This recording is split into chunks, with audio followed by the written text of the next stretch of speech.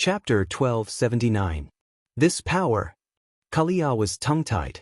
Even people like Kalia, who were close to Duque, were shocked by Duque's power, let alone people like Benedettas who were not in the mainstream circle. Unknowingly, Duque's power had already transcended the mortal world. Duque had always thought that he had not transcended the realm of mortals. In the eyes of others, Duque was riding on the once incomparably evil black dragon, using the surging flames of divinity to suppress the darkest icy wind. This kind of scene was undoubtedly spectacular in the domain of the gods. Magni transformed, and in his burly mountain king form, he stood at the front of the team. 2 of the 5 silver saints, Theon and Gavin Rad, shone with golden light as they stood at the 2 wings. The 3 of them formed the most solid vanguard formation, like a triangular shield, firmly blocking the front of the elemental turbulence. Later, Jaina summoned an arcane shield and gently wrapped the remaining alliance powerhouses within it. Everyone looked at the 2 groups of opponents fighting in midair with an expression that was close to worship. At first glance, the 2 sides seemed to be evenly matched. Soon, everyone realized the difference. Saffron was definitely powerful when he was alive. In terms of status, he was second only to the Blue Dragon Queen, Syndagosa. However, after he died, he became a frost dragon with a bone dragon foundation. All that was left of him was his battle instincts. Originally, Onyxia was definitely stronger than Saffron. Unfortunately, after any dragon was seriously injured, their recovery speed was not that fast. Right now, she was only at about 60% of her strength. There shouldn't have been much of a difference. The difference was in the master. Kel Thuzad had obviously just injected the frost divinity into his body.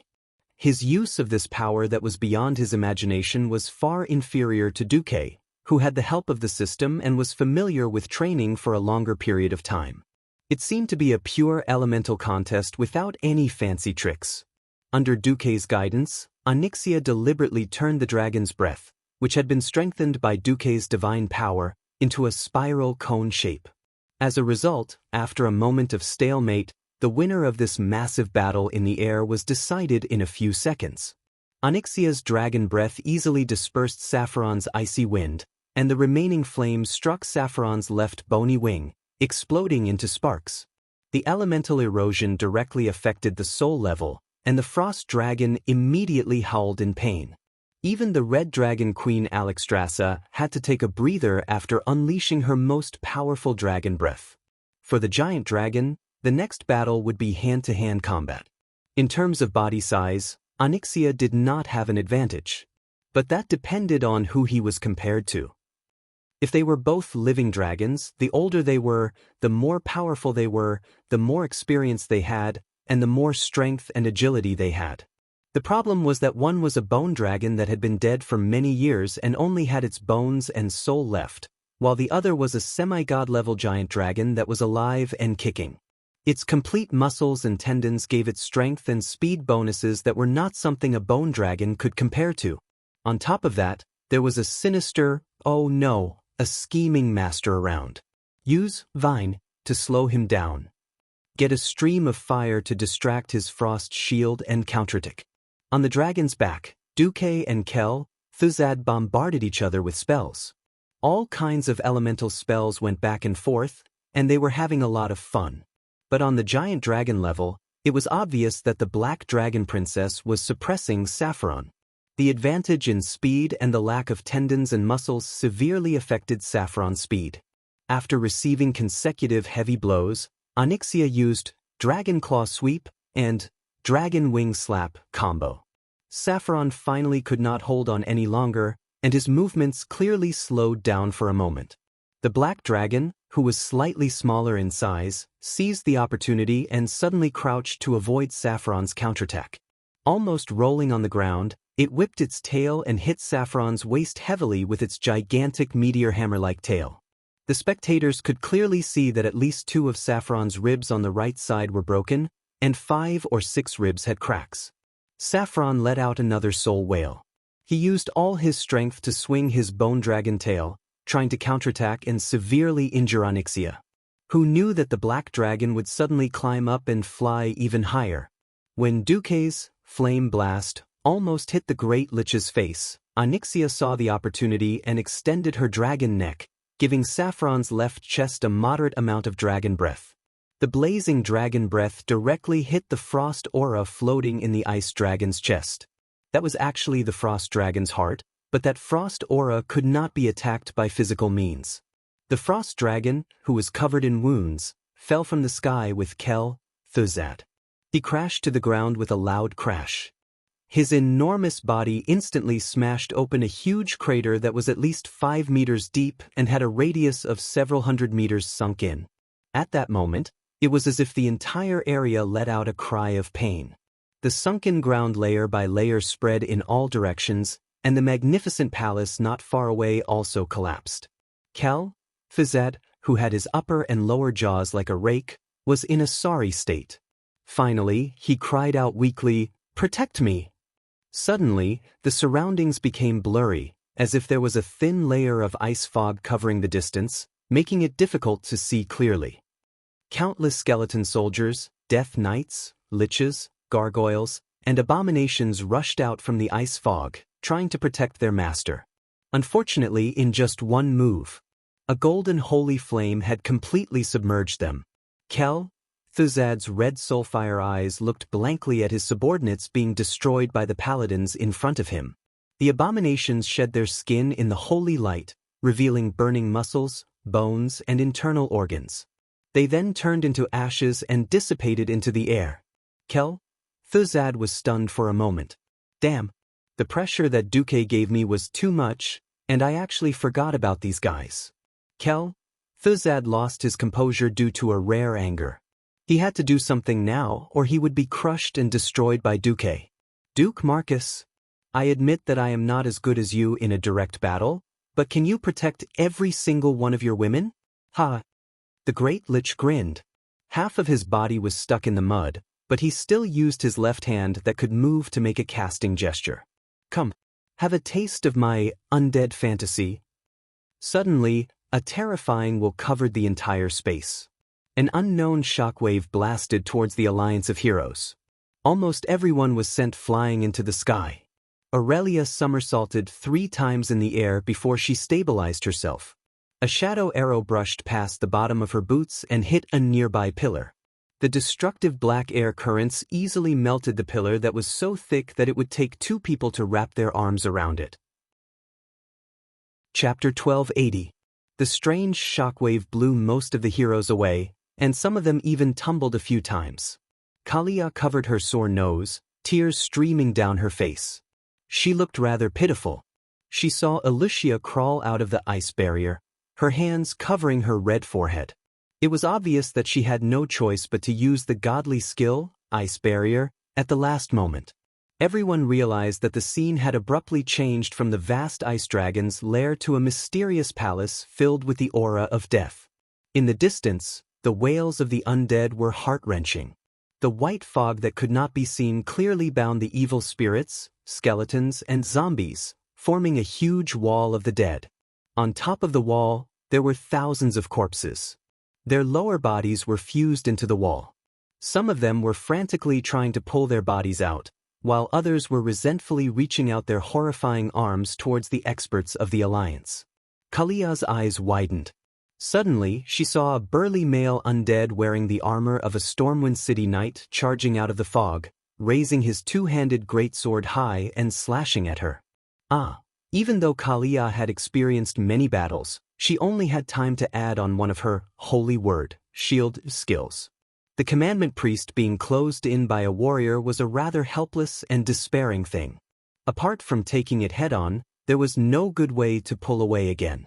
No, before pulling away, she first had to take on this undead giant slash. Commandment magic that could be easily blocked by 10 knights at the same time was easily broken. Kalia's heart was seized by terror in an instant. She could only subconsciously raise the staff in her hand, trying in vain to use her weak arms to withstand this terrifying blow. Be careful! At the critical moment, Gavin Rad arrived like the wind. The long and broad wind sword dangerously blocked the giant's blade at the last moment. There was no clanging sound of metal colliding. The strong wind and thunder on the wind's sword directly bounced off the giant's heavy sword. Vesuvius? Gavin Rad frowned. Long before the attack on Naxxramas, every Alliance hero had received intelligence from Duque, pointing out the powerhouses who had been killed and then joined the Scourge army while Naxxramas was wreaking havoc all over the continent.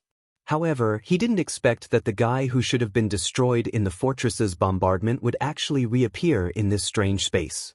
On the other side, Jaina had exchanged more than 10 blows with a shadow sorcerer who had long white hair and thick dark circles under his eyes. He looked like a big-shot cultivator who hadn't slept for God knew how many nights.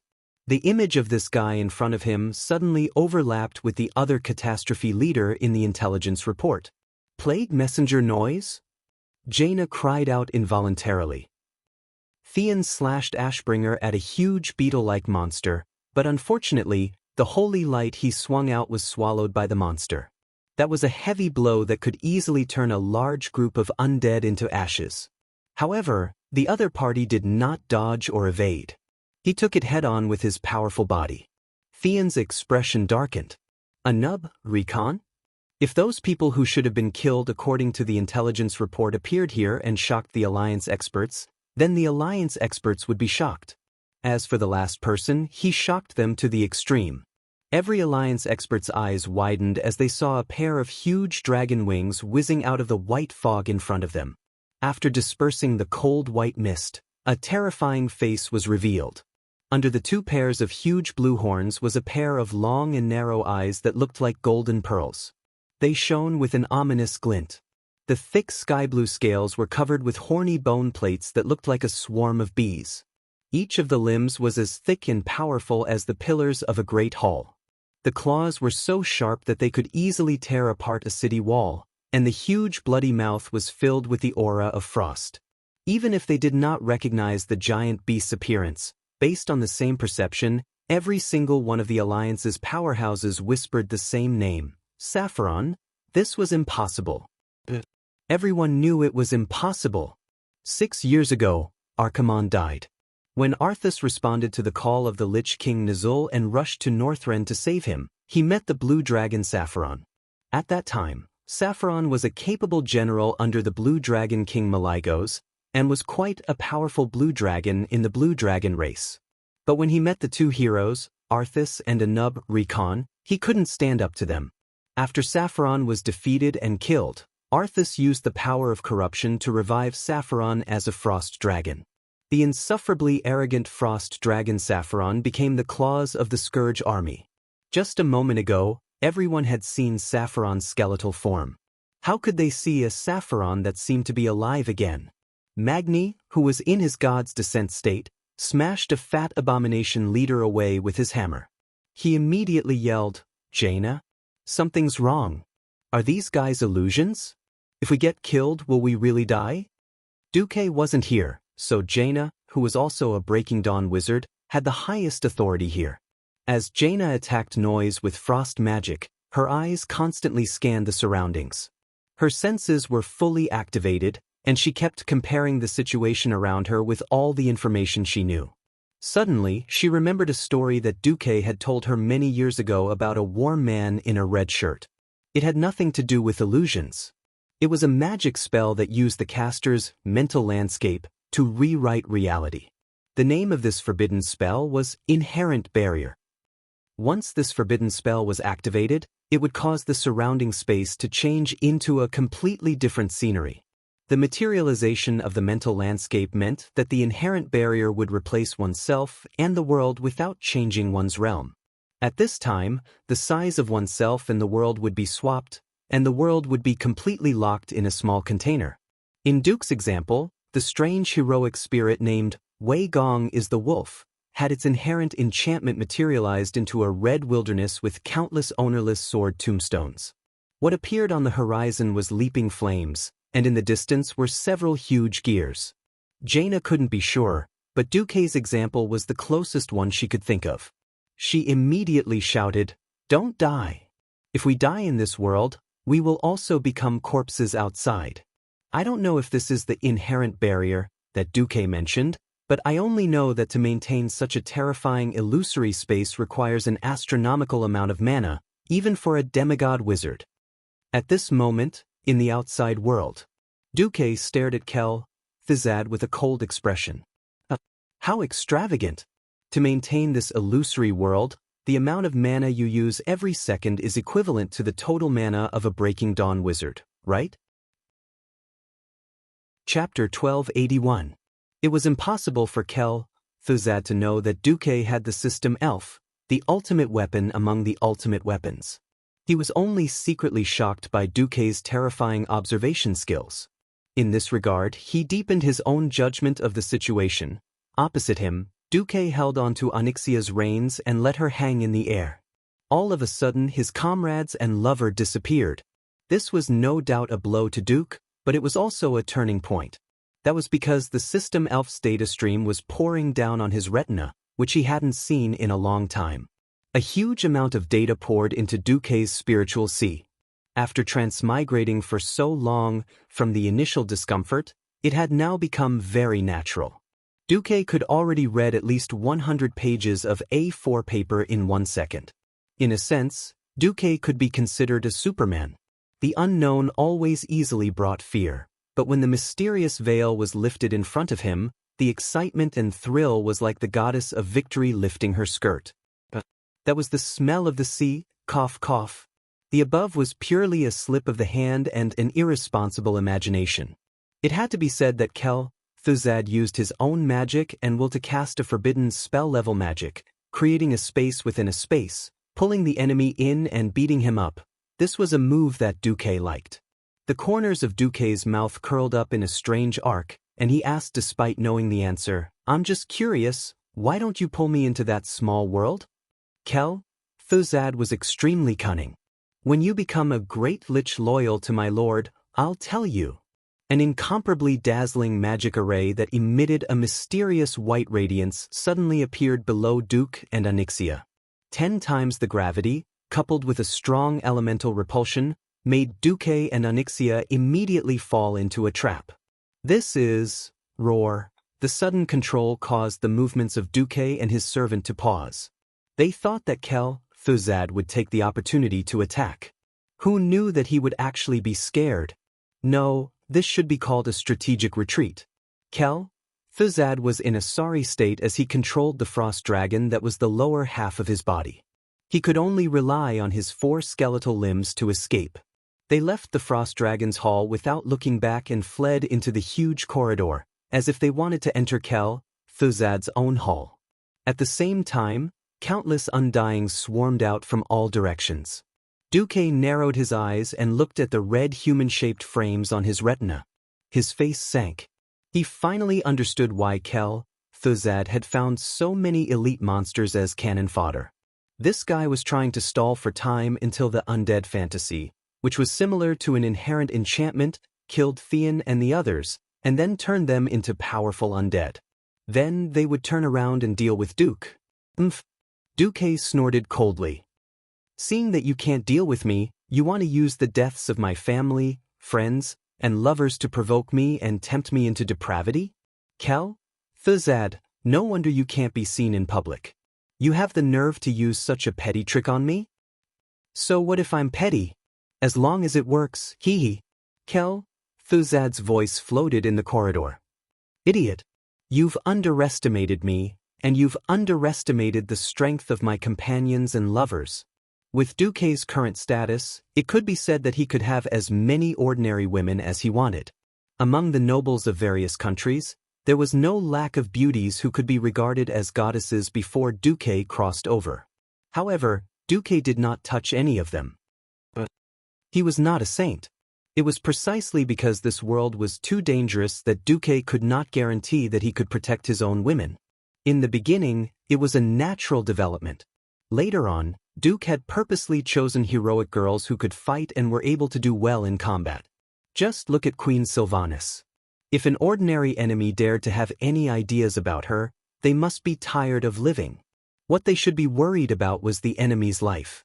Since the system had analyzed the characteristics and strength of Thizad's undead fantasy, Then Duque could roughly calculate how much time he had left.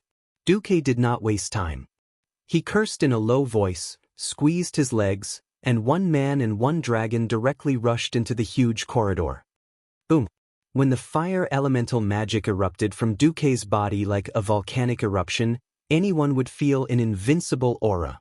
Thuzad felt that he had clearly abandoned the emotion called fear, but the feeling that Duque gave him now, even if it was converted into soul fluctuations, was still fear. Duque, one man and one dragon, the violent flames with the aura of divinity surged out like a tsunami. Xianxia stomped down with her claws, and in the huge corridor that was at least 100 stories high and as wide as 10 football fields, a series of "kacha" sounds rang out. Terrifying cracks appeared on the gorgeous yet sturdy floor of the corridor. At this time, the powerful defense system began to operate, but Duque was like a real god. Even though this was once Thuzad's own mage tower and had repeatedly strengthened the defense with magic, it could not stop him and the Black Dragon Princess footsteps. The guardian statues that were built with the Death Knights as the blueprint came to life and raised their swords against Duque and his servants. One by one, the Death Knights rode their undead warhorses and rushed forward at high speed under the cover of the fat abomination. In mid-air, hundreds and thousands of gargoyles pounced over. "Master?" Xianxia was inquiring. Duque's lips curled up. "Just focus on chasing. Yes. Until today." Now that Duque was infinitely close to the divine realm, how could Duque care about these ordinary elite monsters? His eyes widened, and suddenly, countless small black dragon heads made of arcane energy appeared in the air around Xianxia. Every dragon head was vivid and lifelike, exactly the same as the head of the Black Dragon Princess. Even though Xianxia had already sensed it in her heart, she was still slightly startled. The next moment, every arcane dragon head opened its mouth at the same time. That was a dragon's breath. That was a fireball. That was a flame blast. That was a rain of flames. That was a waterfall of fire that fell from the sky. The guardian statues immediately collapsed. Whether it was the abomination or the Death Knights, in front of the raging flames, they instantly turned into dust and disappeared in the wind. The gargoyles that should have caused trouble all collapsed into dust. One man and one dragon rushed into the corridor, and nothing could stop them for even a minute and a half. With just a flap of Xianxia's wings, Thuzad's defense instantly collapsed. At this moment, Duque seemed to be possessed by the Titan of the Pantheon Temple. He was the invincible god that conquered and transformed all the galaxies back then. No matter what kind of existence it was, it could not stop his footsteps. "Impossible!" In the distance, the Great Lich's terrified voice came. Chapter 1282. Impossible? Why is it impossible? Duque sneered and said something that Chairman Ku did not understand. "Idiot, not everyone can win Tianji's horse race." It had to be said that Thuzad was very creative. He wanted to use a new move to deal with Duque's companions while using cannon fodder to stall for time. But so what? Hundreds and thousands of elites rushed out from the corridor, all using their strongest combat skills and ultimate magic. However, these elite monsters, who could slaughter a village or a town on their own in the outside world, were like ants in front of Duque and Xianxia. Once the sea of fire arrived, everything collapsed. There was no blood, only complete destruction. These hundreds and thousands of powerful undead creatures could not stop Duque at all and were destroyed in the blink of an eye. 3 frost bone dragons pounced over with their fangs and claws bared. They seemed to still have the great ferocity they had when they were alive, and even the earth trembled. Without a doubt, these 3 bone dragons had been blessed by Syndigos's special secret technique. Bang! At this moment, Xianxia's left claw stepped out and instantly made a magnificent 360-degree turn that did not match her huge body. Normally, dragons would rarely make such a fancy attack. As Duque's mount, as a demigod dragon connected to Duque's soul, Xianxia could clearly see a wave-like arc. The long and sturdy dragon tail was like the largest meteor hammer in the world. With unparalleled power and prestige, it swept over. The black dragon silhouettes seemed to have split the space apart. With a flash of black light, a violent whistling sound was heard, followed by 3 consecutive explosions. The heads of the 3 ice frost bone dragons instantly exploded. This scene was many times more exciting than a bowling ball. So what if he had been blessed by Sindagosa? So what if he had been an ancient dragon? Unless it was Sindagosa himself, any dragon below the Dragon King that had become a bone dragon would not be able to gain the favor of Onyxia and Duque when they were almost one with each other. Roar roar. Even Onyxia was pleasantly surprised by such a hearty attack.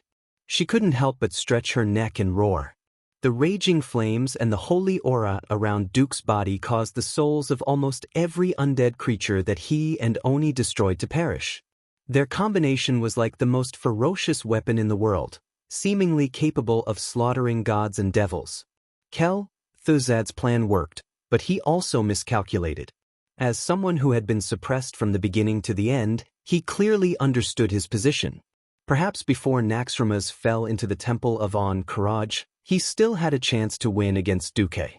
After their own side was forcefully weakened by Duque, whether it was the loss of a leader or the loss of magic reserves, Naxxramas' combat power had fallen to a dangerous level. When Duque stole control of the fortress and trapped him and Saffron, he knew that it was only a matter of time before the leaders of the last 3 zones were destroyed. This was a last-ditch struggle, but it was also a last-ditch effort. Thuzad had no choice but to take the risk and play a game of high-level horses against low-level horses. He tried to use cannon fodder to stall for time and win in the undead fantasy, thus turning the tables. Unfortunately, he ran into Duque. In a few moments, the system genie scanned that the magic supporting the defense system was not Thuzad's magic. If one had to say something, it was that Thuzad used the soul stored in Naxxramas as fuel to supply the undead army to besiege Duque. Duque seemed to be using his own magic to crazily output, but in fact, most of the fireballs were hitting the magic nodes of the defense system in the corridor. When Thuzad poured all his magic into the undead fantasy, there was the unstoppable scene of Duque and his dragon. Not long after, Duque had already killed his way to the hall where Thuzad was. On the north side of the hall, the half-crippled Sapphire curled up its body and surrounded Thuzad, making a defensive posture. Thuzad seemed to be unable to suppress his anger. He raised a blood-red scroll high up. Bastard! Bastard! You forced me, Duke Marcus. I've changed my mind. I'll make you pay the most terrible price. Eternally, this was a dragonskin contract filled with darkness and coldness. Even 100 meters away, one could clearly feel the cold aura overflowing from it, and one could faintly hear the cries of thousands of wronged souls. The system genie's analysis made Duque's heart skip a beat. After scanning, the contract has the blood of Great Chieftain Nizul. Great Chieftain Nizul? Wasn't that after the end of World War II at the Dark Portal? Before that big explosion, Nizul was still a dignified great chieftain, a living person with flesh and blood. Duque only knew that according to the original history, Nizul was captured by Jaden and tortured to his heart's content. Not only did he lose his life, but even his soul was compressed and packed into an ice skeleton. He did not expect that there was a soul contract forged with the blood of his true beast. Under the system scan, Duque could clearly see that this contract, which was written in the Eridar language, only had half of it left. However, this was not a problem for Duque, who was proficient in the Eridar language. In less than 1/100th of a second, a complete contract appeared on Duque's retina. This was the soul contract that Jaden forced Nizul to sign. It was branded with the Great Chieftain's true beast oath. Nizul swore eternal loyalty to the Burning Legion, and the words were branded on it. It could be said that this contract was the basis for Jaden to send Nizul, who had become a Lich King, to Azeroth to cause trouble. This contract contained the strongest laws of Eridar and the will of countless Void Lords to help suppress it.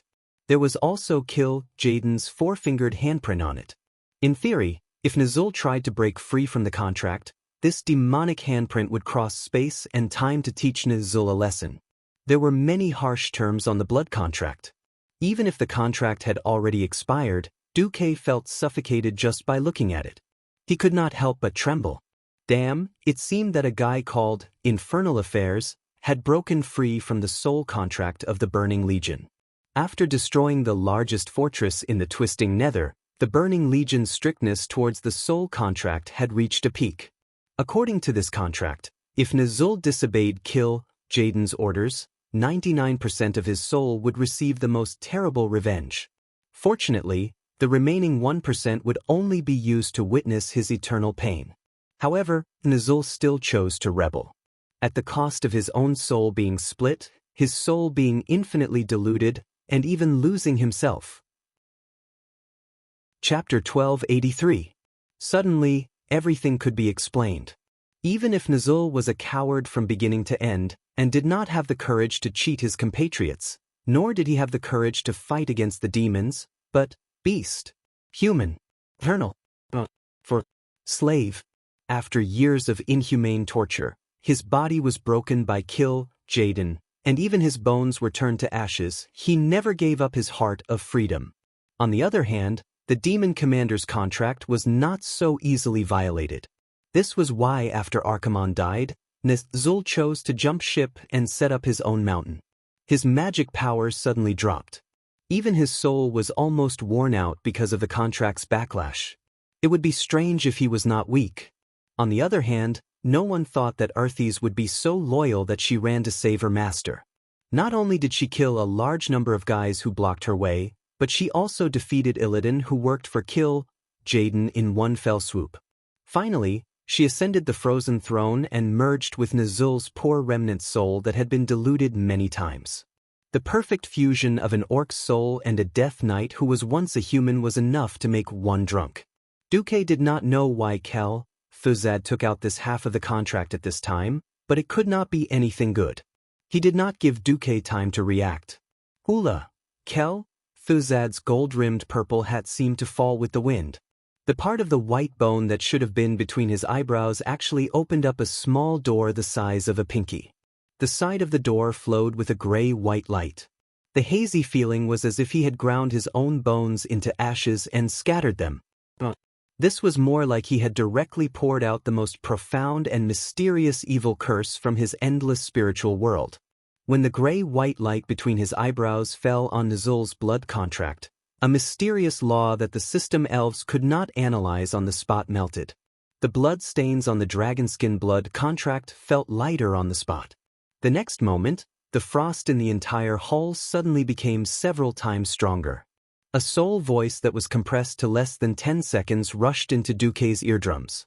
If Duque was an ordinary person, he would have long ago gone deaf from this noise-like compressed audio. When Duque naturally unraveled this audio, even though time passed very slowly in the outside world, Duque could clearly hear Kel Thuzad's death declaration. It was just a man and a dragon, yet they were not afraid of going against the Calamity Army. No, even the entire world of death. As expected of the Alliance's hero, Duke Marcus. I have already punished you 3 times for your arrogance. That's right, what you're tasting right now is the 3 consecutive traps that I've painstakingly laid out. 3? Duque could not help but frown. The most mellow poisonous wine could only be released at the last moment. Only then would it taste the most fragrant. So, you shall die here, in the name of the Lich King. Facing the terrifying aura that covered the sky and covered the earth, Duque instinctively felt that something was wrong. He pulled the reins, intending to make Onyxia quickly retreat. At the same time, he instinctively wanted to open up an ice barrier. But it was no longer a matter of time.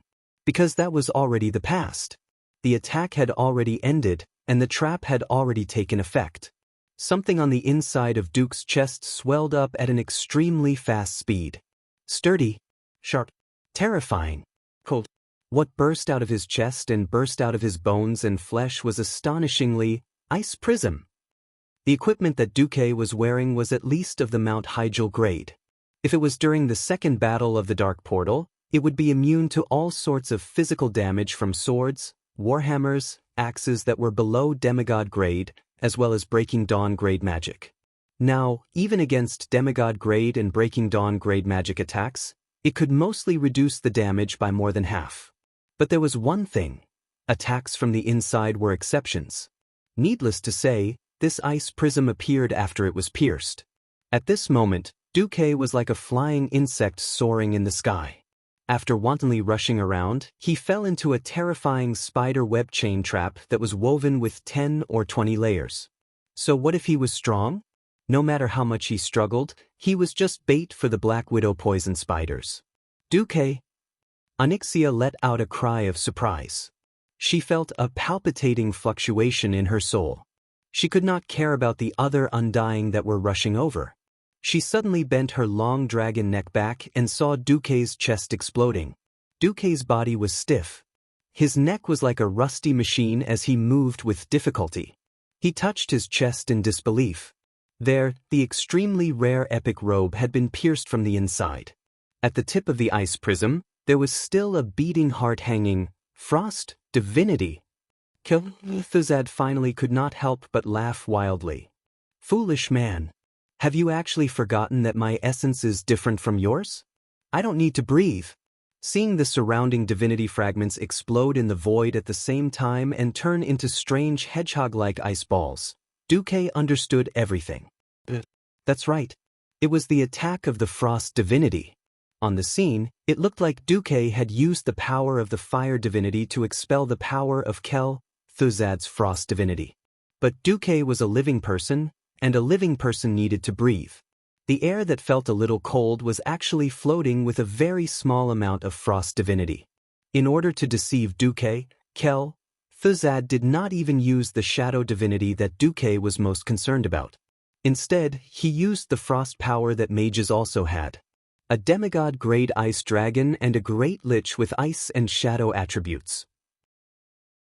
It was very normal for a small amount of frost divinity to leak out. Then this method of casting a wide net succeeded. Duque was directly hit. No. Feeling the rapidly weakening soul connection, Xianxia was stunned.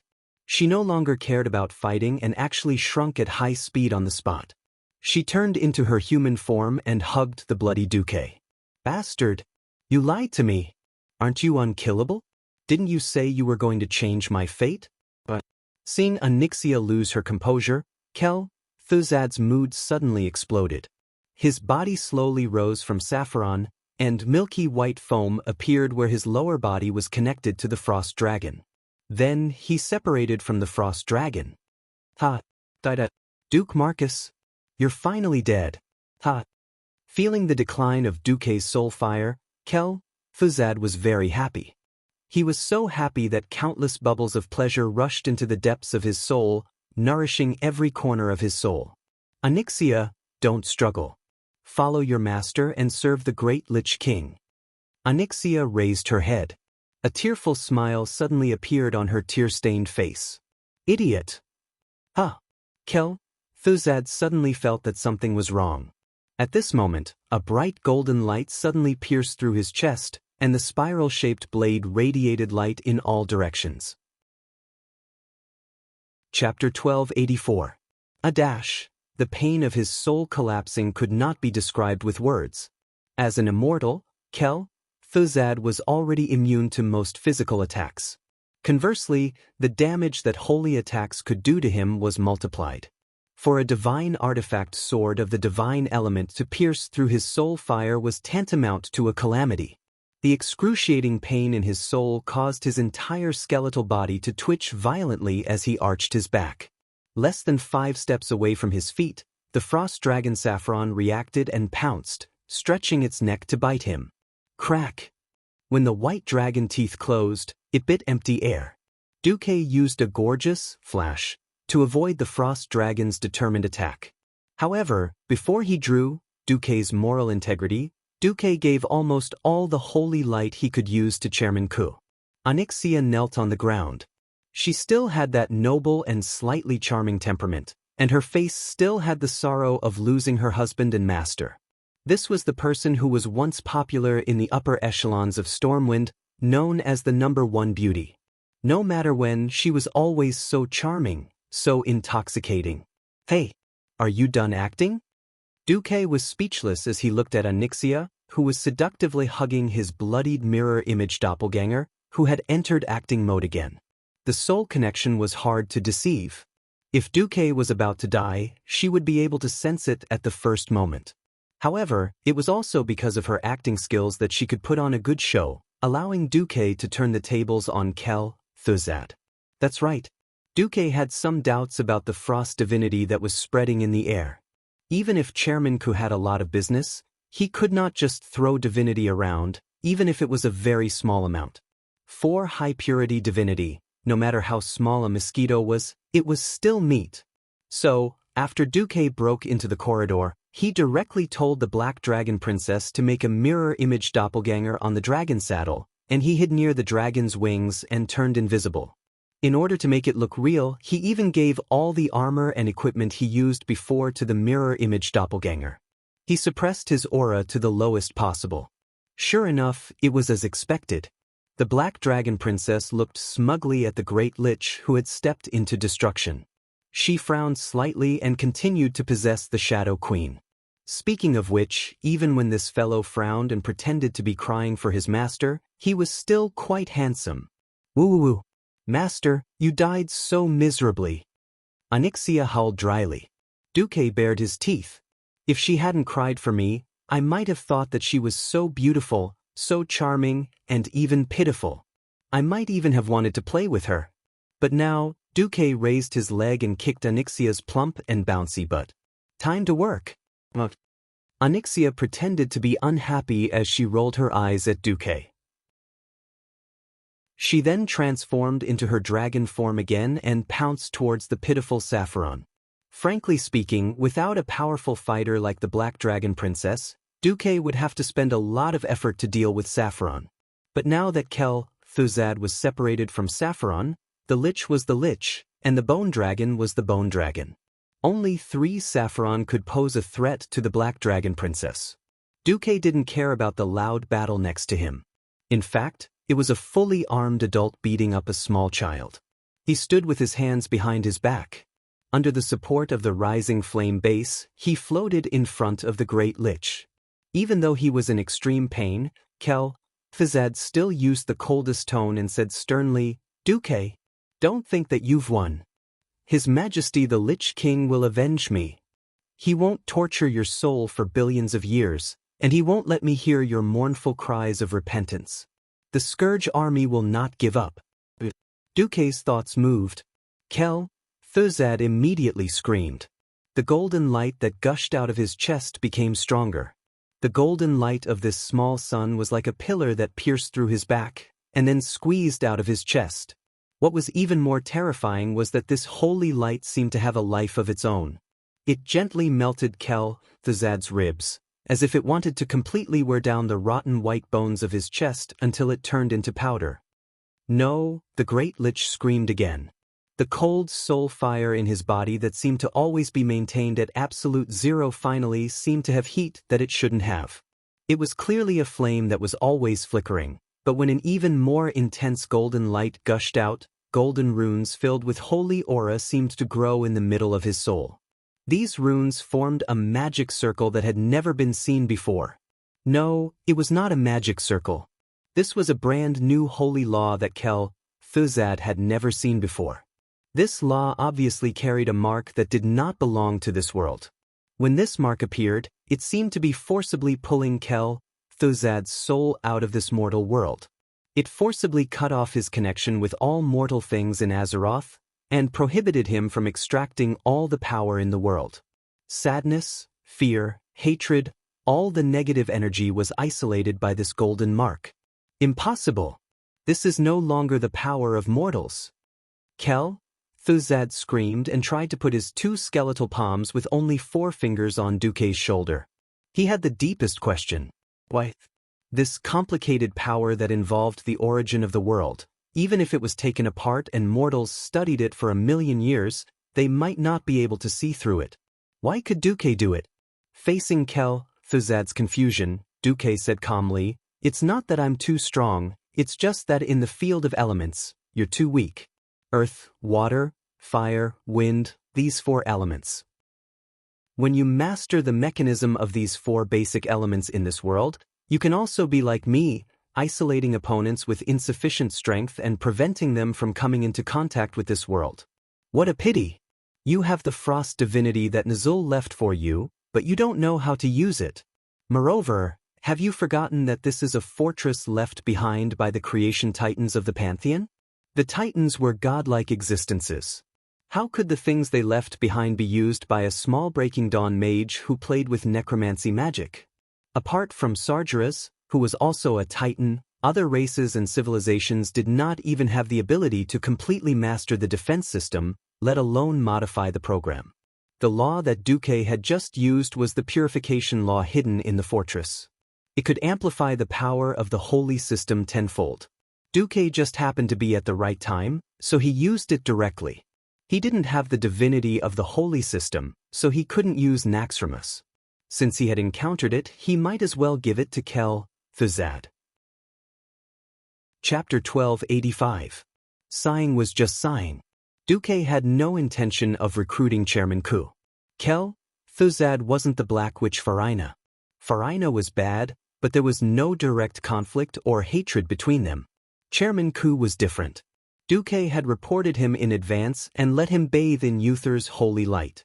In addition, he worshipped Nazul and Arthas. Yes, Duque had tortured Chairman Ku's two idols. Nazul was blasted into Kill Jaden's embrace. Second Fool's childhood sweetheart was stolen by Duque, his hand was broken, and he suffered a big loss in Felwood. With this blood feud as a foundation, Duque had no intention of letting Kel Thuzad be his elemental emissary. Duque was definitely not interested in such a stubborn and cockroach-like guy. Even if he beat the shit out of him, he could still leave behind a disaster. Alright. In the past, Duque didn't have the ability to destroy souls. Now that he did, he naturally wouldn't hold back. Goodbye. I'll let you be another stepping stone on my hero's path. Duque waved his hand, and the golden light that erupted from Chairman Ku's chest suddenly flourished. The dazzling light became brighter and more intense. When the golden light reached the size of a small sun, Kel Thuzad, an existence that countless people feared and hated, disintegrated into an unknown substance that wasn't even ashes, was forever annihilated from this world. In the undead fantasy, the Alliance hero group was fighting with the remnant souls of the Scourge leaders, or rather, the Illusions. Those seemingly huge monster leaders had all kinds of fierce moves and overwhelming power, but they weren't fatal. For some reason, it felt like the attack power of those monster leaders had been severely weakened. For example, the hate boss Patchwork. When he swung his large rusty kitchen knife down, the first impression he gave people was that the earth was shaking. But what he smashed out was a 1-meter square pit. Even Kalia, when she saw Patchwork's slow hand gesture, as long as she wasn't completely distracted by other things, she still wouldn't be killed on the spot. However, the situation of the team was worsening. Benedictus made a mistake in dodging and was hit until his calf was fractured. Even after first aid, the fracture still hindered his movements. During the fierce battle, Edwin Van Cleef was bitten on the arm by the leader of the Stitched Monsters, the giant dog Glass. There were at least 10 fractures on his left arm. Even so, he still bit the extra dagger in his mouth and continued to fight. Riadaline's back was pierced by the Beetle King Anub-Rican. Even with the emergency healing from the Holy Light spell, the bowl-sized hole on her shoulder blade was a ghastly sight. Although no one in the team had died yet, and they were far from reaching their so-called limits, everyone knew that things were not looking good. While everyone in the team was fighting a bloody battle, all the enemies in front of them suddenly disappeared. Gavin Rad/ only hit the air. The feeling of slashing with his sword suddenly turning into nothing made him feel a little uncomfortable. The Windrunner sisters were the first to react. The three of them exclaimed in surprise, "Duque?" That's right. They and the other heroes all saw Duque. That's right, after going through so many ups and downs, Duque had long become the backbone of the entire alliance. This guy, who was constantly making his presence known during times of peace, was the core of the core during times of war. When they couldn't see him, everyone felt a sense of unease. Now, almost the instant they saw Duque, everyone's hearts calmed down. "Where's Kel? Is it?" Magni was unhappy. Duque curled his lips and pointed at a pile of silver-white ashes on the ground. If the ashes that emitted a faint holy light and frosty aura couldn't tell anything, then the magic accessories that Thuzad wore on the pile of ashes could definitely tell the truth. You destroyed Thuzad? Sylvanas was still a little unsure of what was going on. You don't believe me? Duque shrugged. There was no reply. That hot kiss that almost burned Duque's lips was the best answer. Gavin Rad whistled. At this moment, a violent rumbling sound came. Only then did everyone turn back to look at the earth-shattering battle at the side. Actually, everyone didn't really ignore the Black Dragon Princess. It was just that everyone saw Xianxia pressing down on Saffron's dragon head with her claws and biting off his long tail at the same time. For a battle like this where the winner was already decided, everyone was a little uninterested. Roar! Saffron struggled with all his might. He furiously dug the ground beneath him. The beautiful floorboards were lifted up in pieces, revealing the black soil underneath. He even dug a large pit under his body, which was ridiculous. Poor fellow, accept your fate. Xianxia laughed sinisterly, and with a leap, she dodged Saffron's attack. Then she rode on Saffron's back and bit the back of Saffron's neck. But everyone knew that it was over. At this moment, Duque flashed and appeared not far from Saffron. Xianxia had almost completely bitten off Saffron's cervical vertebrae, leaving only a little bit of connection. She let go and used her 2 front claws to press down on Saffron's skull and back. She yelled angrily, "Behave!" Originally, Saffron was still struggling with all his might. Suddenly he stopped. Because something that looked like a compass was emitting an aura that made his entire body stiffen.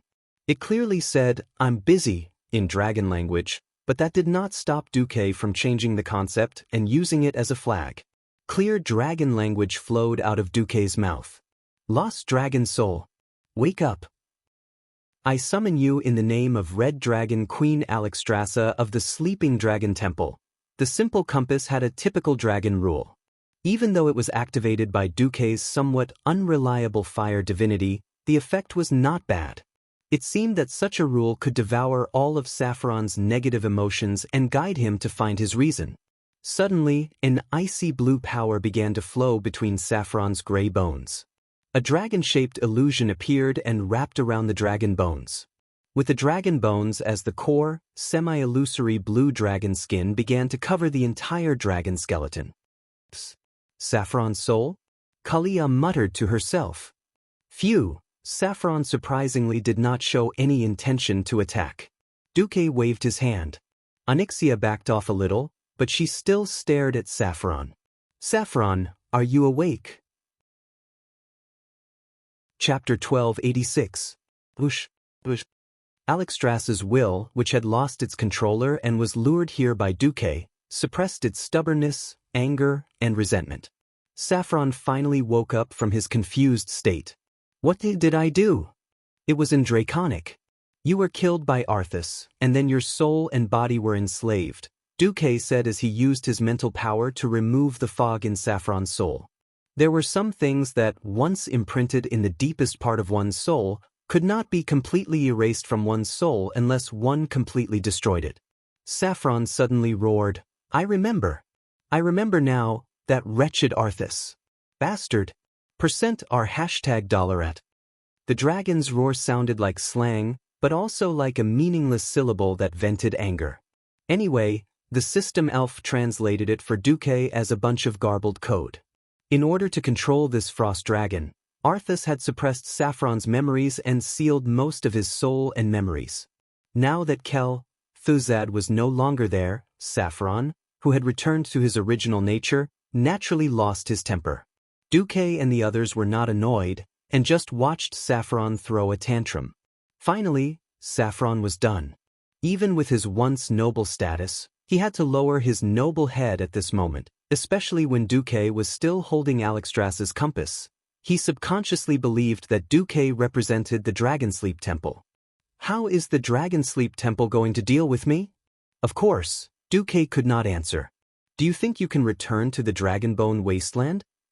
Every dragon that was about to die, or even after it died, Its soul longed to return to the Dragonbone wasteland to sleep forever. This was many times stronger than the genetic code that was imprinted in the deepest part of the gene. It was an instinct that could not be defied from the deepest part of the soul. But Saffron knew that he had lost that right forever. A fallen soul did not have the right to return to the Dragonbone wasteland with his companions and ancestors. Of course, there was another way, which was to be nailed to the door of the Dragonsleep Temple as a sinful traitor like Nisario. That was not what Saffron wanted. Now, he was a completely ownerless, lonely soul. After saying the word 3 times, Saffron still couldn't continue. It doesn't matter if you're killed, or if you're forcibly enslaved with your soul and broken body. However, the killings and sins you committed when you were a frost dragon can't be completely erased. You need to atone for your sins, do you understand? Fraud Du patiently guided the blue dragon's soul, whose IQ had already dropped a little. Atone? How can I atone? Duque raised his chin slightly. After the Titans of the Pantheon conquered planet Azeroth, they handed over the responsibility of guarding the planet to the Pentashade dragons of the Sleeping Dragon Temple. Now, Azeroth was facing the invasion of the Burning Legion led by the traitor of the Pantheon, Sargeras, and the erosion of the ancient god Sea, Thun and other evil forces. All you have to do is carry out your duty as a guardian in a just war. You are the atonement. Duque's words made sense, and Saffron was speechless. He nodded his dragon head almost subconsciously. Duque snapped his fingers, and Xianxia obediently transformed into a human form and came to Duque's left side. Duque smoothly stroked her hair with his left hand. See this guy? She abandoned the evil alignment and fought for justice under me, the guardian of Azeroth, Duke Marcus. Now, Her Majesty Alexstrasza has promised that as long as she performs well, she will be accepted back into the Sleeping Dragon Temple in the future. At this point, Xianxia's body trembled. To be honest, she didn't care whether she could return to the Sleeping Dragon Temple or not. What she cared about was Duque's terrifying influence. Saffron's soul trembled violently, and he asked in a trembling voice, Can you speak to Her Majesty Alexstrasza? Coincidentally, Duque saw that the pointer of the compass had pointed to on duty. Duque decisively put the compass on the ground and smashed a dragon language spell on it. It wasn't any advanced spell. It was purely to activate the communicator with the Red Dragon Queen. The next second, a unique pressure reverberated throughout the hall. When an illusory red dragon head with the height of a 2-story building was projected in the hall, everyone felt as if a long and distant cry rose in their hearts. This sharp cry came from the ancient times 25,000 years ago. It was a majesty that was filled with the sedimentation of history. She was the perfect combination of nobility, beauty, ferocity, and strength. The aftershock of her soul easily crashed into the depths of everyone's hearts. Everyone's hearts contracted due to their nervousness. After exhaling, their lungs forgot to expand and breathe in fresh air again. Everyone felt a little suffocated. However, Alexstrasza quickly retracted her aura. Oh, it's Duque. Sorry, I just came from the Void battlefield, the Queen replied casually. What's the matter? It's about this guy you mentioned a while ago. I kicked her and asked how many merits she needs to return to the Dragon Slumber Temple. Duque first grabbed Xianxia's neck like a little chick and forced her to take 2 steps forward. Xianxia didn't dare to look directly at the Queen. The Queen's huge yellow eyes blinked. Although she didn't know why Duque would ask at this time, she still answered, if we can successfully seal Sea, Thun this time, this merit will be enough. At least Nosdormu won't object. He has the most opinions right now. Alright, the second thing. I just dealt with Saffron's soul. Can you help me inform Malygos? Alexstrasza turned her head. She had obviously sensed Saffron's soul long ago, but she sighed now. You shouldn't have asked me. Yes, she couldn't speak directly about the Blue Dragon Army. Even Malygos didn't have many soldiers under him. After all, overstepping his authority was overstepping his authority.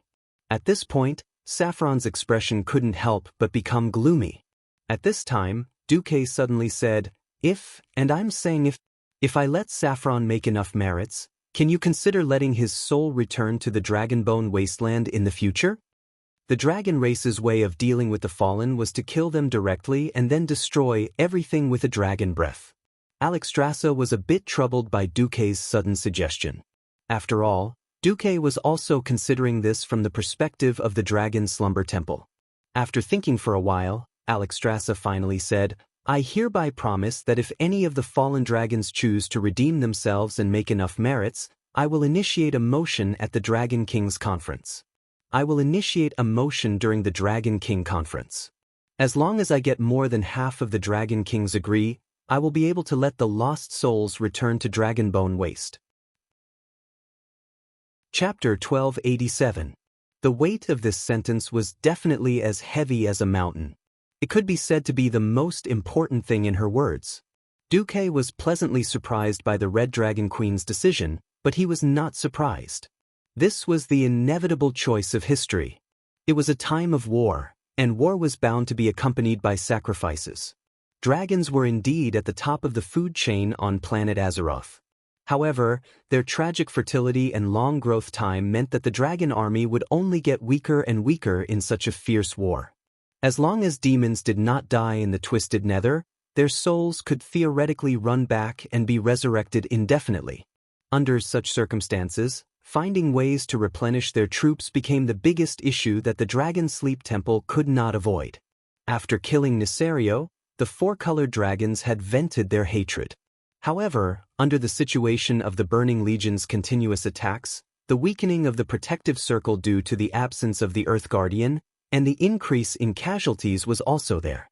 Otherwise, there wouldn't have been the decision to recruit Onyxia into the Dragon Slumber Shrine, and the fact that a fallen soul was allowed to return after redeeming itself. If it was the Dragon Sleep Temple of the past, they would not have even thought about it. Rules were dead, and dragons were alive. Alexstrasza wasn't stupid enough to challenge the rules with her limited lifespan. Just like the Alliance later in history, Death Knights, Demon Hunters, and so on openly joined the Alliance camp. Now that the Red Dragon Queen had given an opening, if Duque still did not know how to behave, then he would have lived in vain. Since the Queen had given Duque a free hand, who would take advantage of it? Of course, it would be Duque. Yo, old dragon, you have a redemption scroll that is about to expire. May I ask if you want to use it? If you want to use it, please sign this indenture. Everyone could see that Duque was up to no good. However, no one could be jealous. Firstly, those who could sneak into the Alliance's hero squad were either kings or true heroes. Secondly, Duque's experience, status, and methods were not something they could imitate. Want to take a dragon as a follower? Sure. You could save the Red Dragon Queen first, or kill the Black Dragon King's entire family. Kill the males and take the females as mounts. If it was just a little bit off, perhaps some people would be envious and jealous. But if the difference was too great, then they could only worship him. At this time, Duque slowly walked towards the ashes left behind by Kel, Thuzad's death. He reached in and fished out one of the biggest spoils of war. Yes, it was the contract scroll left behind by Nizul. The scroll had the inheritance of the Lich King's frost divinity. "Oh, it's Alexstrasza. Can you do me a favor?" Duque waved the scroll. On the huge red dragon's face, everyone could see the Queen's eyes roll. F***CK, other than Duque, there was no one else who could take advantage of the Red Dragon Queen. However, since Duque had helped her redeem the soul of an important blue dragon, and Angela still needed to rely on Duque's intelligence for the rest of her plan, the Queen decided to help him.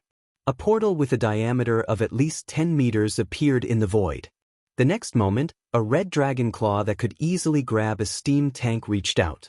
The black dragon claw with a perfect arc reached forward and tapped lightly. A drop of exuberant green life aura entered the scroll just like that. Done. Then, the dragon claw retracted and disappeared without a trace.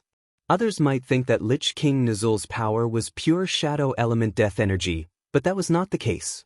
He, who had long wanted to rebel, had intentionally or unintentionally used the frost element that was completely different from the Burning Legion's warlocks as his main power. But when it came to purifying this kind of old demon, it was better for Duque to borrow the hands of others. After all, holy power, moral integrity, and so on, Duque did not even have enough for himself. After purifying the shadow element, all that was left was the pure frost divinity. After casually saying a few words, the queen turned off the projection. Duque did not start absorbing the frost divinity on the spot, because that would be asking for death. Since ancient times, there had been all kinds of mages who crossed paths. There was the arcane ice element and the frost element, then the arcane fire element, the pure arcane element, and so on. But there were no idiots who played with fire and ice.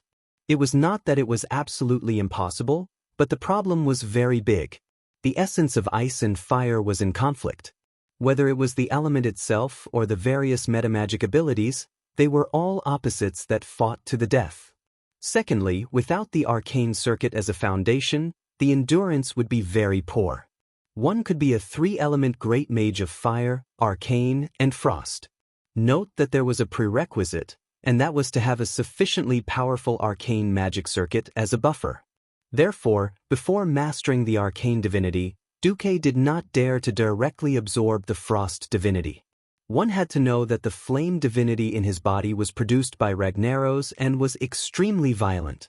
If he rashly absorbed the frost divinity of the Lich King, he might explode on the spot. In addition, why was it said to be one of the biggest spoils of war? Because there was another highlight. Duke took out the Tish, legendary guardian staff, from his storage space. Although it was already emitting a strong magical wave, it was still not systematic and always stirred up turbulence of magical power. Duke's heart was beyond excited. That's right. He had already sensed that the body of the staff was made of 40 fragments, plus the head of the staff itself. The last remaining part of this artifact staff, the staff's tail, was just 10 meters in front of him. There, at a glance, was an empty wall.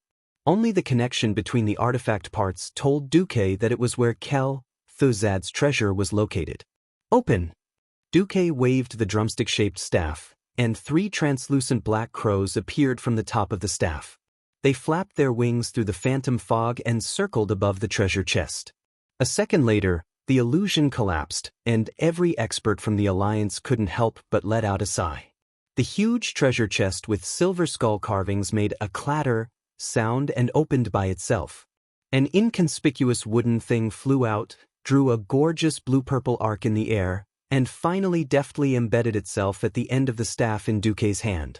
In the next instant, the artifact staff that Duque held high bloomed with a brilliant glow. Powerful arcane magic fluctuations surged out like raging waves. Even though it did not cause any damage to people, they still felt as if they were standing on a beach, being tossed up and down by a huge wave several meters high. They could not stand steadily at all. Wow! Gavin Rad's mouth opened wide enough to fit an apple. Boss, why do I feel like your artifact is much more powerful than mine? Unexpected things happened one after another. As if it was provoked, Magni's, Savra's, Hand of Ragnaros the Balrog ignored its owner's will and burst out a blazing light, forming a fire pillar that would take 3 people to wrap their arms around it and burst into the sky. Chapter 1288. This pillar of fire didn't cause any damage. It was simply a demonstration of its unwillingness to be left out. Seeing that Magni, who had his mouth wide open, didn't even use God's descent, he knew. Without further ado, Theon's Ashbringer and Gavinrad's wind sword burst out with dazzling light at the same time. A blazing pillar of fire, a holy golden pillar of light, and a pillar of wind and lightning surrounded by lightning. In their own way, these 3 divine artifacts made a threatening declaration to the divine artifact staff in Duque's hand. The humming mixed with the light made everyone gasp in amazement. Soon, the winner of this divine artifact competition was decided. The radiance of Ish in Duke's hand grew brighter and brighter. The purplish-blue light became the only theme in this space. Even the frost around the hall was dyed red. At this moment, something happened that left Duque speechless.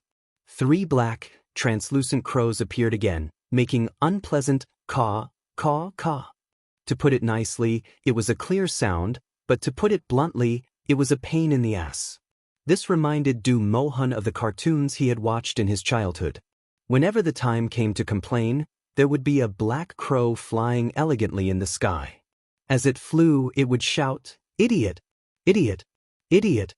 The drumstick was just that F** ket up.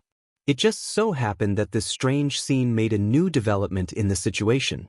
With the crow's cry, Theon's Ashbringer was fine, but the other two divine artifacts suddenly withered. Was it because their souls had suffered 100,000 damage, and they couldn't even lift their heads, or was it something else? Well, to be honest, it really was spiritual damage. The powerful system ALF intercepted a telepathic transmission that was similar to a video transmission from Atish. As for what it was exactly, it couldn't be completely analyzed. However, there were two scenes that were certain. One was Duque leading a team to kill Ragnaros, and the other was Duque defeating the Wind Prince. This was clearly the drumstick's announcement. Your former masters were all defeated by my master, and your masters are all my master's subordinates. Alright. Duque was dumbfounded. He almost wanted to spread out the legendary brush and ink on the spot and write a word of admiration for Atish. Damn it, even though you're a godly staff at your level, you still know how to use data to slap people in the face. There's no one else like you. Seeing that the fire demon hammer and wind sword had admitted defeat, Atish let out an even more melodious crow caw. Quack, quack, quack. It was cheerful and hurried, looking for a beating. How arrogant! Duque swore that if this thing wasn't his divine artifact rod, he would definitely find a chance to dismantle it into parts. What was it again? Whoever likes it can take it. Teacher Duque, can I touch it? On the other side, Jaina had already run over. She clasped her hands tightly, and her eyes were already the standard starry eyes of a star chaser. She was acting coquettishly and cute at the same time. If it was someone else's artifact, she would be too embarrassed to touch it and study it. But as for Duque, as Duque's disciple and partner, he had special rights no matter what. No problem. Duque very straightforwardly handed over the drumstick. Of course, just in case he didn't let go. At the same time, he sent a strong thought to Atish. This is your master's chick, don't hurt her, or I'll dismantle you. Immediately, Atish sent back a thought.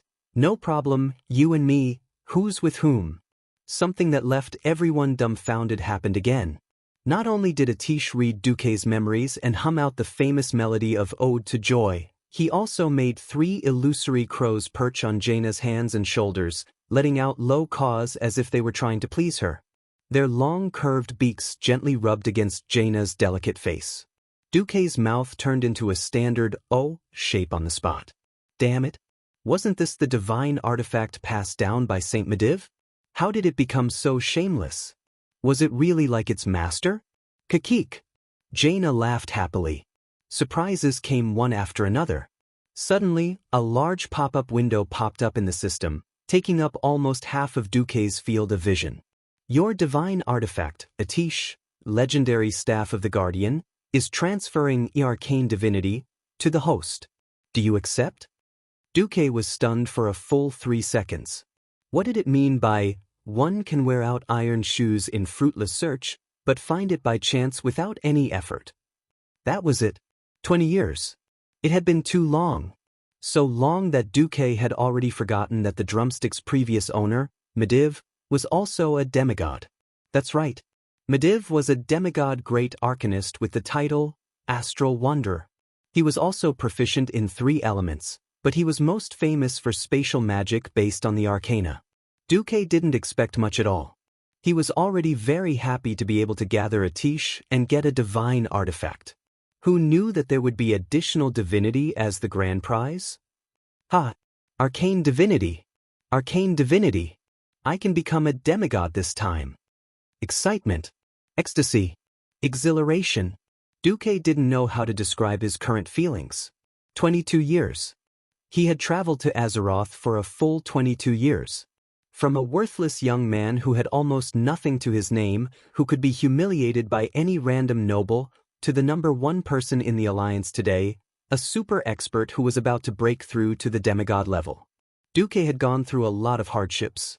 Thinking back on the many times he had narrowly escaped death, or rather, the painful experience of dying and coming back to life, Duque still felt that it was unbelievable. Humans were always unsatisfied.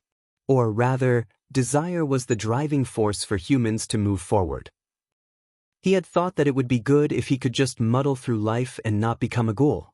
He hated aging and longed for immortality. He didn't want to live forever and longed for power. What did he want? Wasn't it to live better? Perhaps, with great power came great responsibility. But so what? He was used to carrying the burden of the world's future anyway, so there was nothing to be afraid of. After all, with great responsibility came great benefits. So, everyone, what do we do? I'm so excited now. I want to kiss all of you. In the whisper of the wind, Duque said excitedly. Originally, his relationship with his lovers was kept a secret. Rumors were just rumors. If he didn't admit it publicly, no one could do anything to Duque and them. Although in theory, a few of the queens were already over 30 years old, with the eternal blessing, age had lost its meaning, and no one could say anything. At this moment, Duque was trying to stir up trouble and make everything clear. As soon as Duque said this, Jaina was the first to enjoy the benefits and kissed him without hesitation. So fragrant. Looking at the silver line connecting the lips of this so-called master and disciple, Gavin Rad was embarrassed. But this was just the beginning. Chapter 1289. Aurelia moved quickly. She was the second to pounce on Jaina the moment she finished kissing Duque. Her slender and muscular arms wrapped around Duque, and this time, it was a longer French kiss. The third was Sasha. She said in Duque's ear without hesitation, "Congratulations in advance." If the first three candidates weren't surprising to others, then the last three would be shocking to the public. Lucia Barev, the Queen of Alterac, and Kalia Menethil, the Queen of Lordaeron, were a little shy. They held hands and gave Duke a light kiss, one after the other. Even Sylvanas, the Queen of Sindorii, made an apologetic expression at Riadaline before lining up to kiss her like a moth to a flame. What was most surprising was that after 2 seconds of hesitation, Tyrande, the high priestess of the Night Elves, who was said to have dedicated everything to the goddess Elun, was at the end of the line. Tyrande's holy face revealed a cunning expression as she faced her royal and general teammates, who had been struck by lightning. She gestured for them to keep quiet. Shh. For the sake of being teammates, don't tell the Night Elves.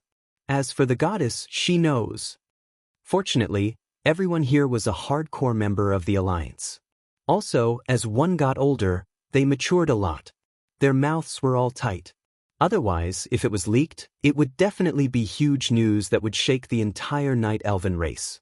Gavin Rad was first surprised, then envious, and finally pounded his chest.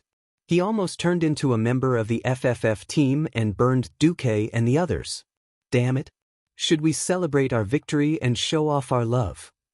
Half of the beauties in the hero team belong to you. Do I still want to live? Theon patted Gavin Rad's shoulder. Yo, don't forget, you're a paladin. Gavin Rad said bitterly, don't worry, I'm envious at most. I won't be jealous. He turned and ran over. Boss, teach me Cannon Girl's godly skills, okay? On the other side, Riadaline also smiled bitterly. Well, the Queen of the Alliance has been taken by Duque. Let's see how Duque deals with this. Aurelia hugged Duque and whispered in Duque's ear, I heard that once you become a demigod, your soul will stabilize. If that's the case, I want to have a monkey with you. Give birth to a monkey. Aurelia had learned this from Duque. Hearing this, Duque could only smile bitterly. I haven't become a demigod yet. I heard it's very dangerous. We believe that you will succeed, the 3 Windrunner sisters said in unison. If it's monkeys, I want them too. Sasha added weakly. Seeing the envious looks on the faces of the other queens, Duque could not help but laugh. Aurelia and Sasha did not have a crown to wear, so they naturally did not have that many taboos. The queens, on the other hand, were in trouble. As queens, it would be hard to explain if someone died without a formal wedding. Children. I'll talk to Elun and see if we can create a child of the gods, Tyrande said as if she was talking to herself, but it was no different from pointing out a slightly exaggerated path for them. The secular world did not allow polygamy and multiple queens. If a demigod was not enough, what about a true god? Any being who entered the divine realm would definitely have a transcendent status. Actually, Duque only needed to enter the divine realm and become a demigod, and that would be enough. Whoosh! We'll talk about that later. Let me see my divine staff. Duque held a tish in his left hand, and a series of data appeared in his vision. System detection frowny face Atish, legendary staff of the Guardian, level 6 divine staff, limit. Level 9 staff for the Azeroth Guardian. Its previous owners were Aegwin and Medivh. Aegwin once killed Sargeras in a duel. Although it was part of an act, Aegwin did cause considerable damage to Sargeras' soul and body, causing Sargeras' incubation period to be longer than expected. In addition, in the Battle of Karazhan, Medivh used its power to destroy the staff and sent Sargeras into the bottomless abyss. Atish, soulbound to Duke Marcus. 130 to 244 damage speed 2. 90 damage per second 64. 4 plus 31 endurance plus 32 intelligence plus 24 spirit durability 145 up to this point. Atish's data was still the same as in Duque's memory. But from there on, things took a turn. Atish, legendary staff of the Guardian, Guardian special effect 1, space lock. Any existence that enters the world of Azeroth will have nowhere to hide in front of you. You can ignore space barriers, increase the chance of your spells hitting the enemy by 100%, and increase the damage and healing effect by 2,000 points. Guardian Special Effect 2, Arcane Dominator. All friendly members within a radius of 300 yards have a 20% chance of dealing a fatal blow with damaging spells. Increase the range by 200 yards, and increase the damage and healing effect by 100 points. Guardian Special Effect 3, Astral Wanderer. Within the range of the planet Azeroth, you can open intercontinental teleportation doors with 1/10 of the normal magic power required. The number of teleportation doors, their carrying capacity, and the magic power required to maintain them depend on your understanding of space coordinates. Outside of Azeroth, you can complete more than teleportation with 1/5 of your magic power. For any form of space barrier, your chance of cracking it increases by 20%. Guardian's Special Effect 4? After reading it in one breath, Duque was overjoyed. If it was the Atish in the game, it could only be regarded as the glory of the Molten Core in this level 60 era. Although it was rare, even looking at the entire national server, there were only 1167 players who had it, but after all, it was not the only one in the world. After coming to the real world, he now had the blessing of the Guardian Halo. Only then did this divine artifact magic staff show its true potential. Ignoring the weak ordinary attribute bonuses, just the known special effects exclusive to the 3 Guardians were extremely awesome. Duque suddenly understood a little why the basic attribute bonuses of this artifact were so low. If the bonuses of endurance and intelligence were also super high, then this artifact would not be grade 6, but grade 9. Duque had no clue how to upgrade this artifact staff. Duque planned to find Medivh or his mother Aegwin when he had time. Surprises came one after another. At first, Duque's moral integrity only provided additional fire attribute bonuses because the magic power supply was not perfect. Now it was completely different. The system prompted him to inject more divinity into the spiral sword. However, it is strongly recommended that the host carry out the injection of elemental divinity after advancing to the demigod level.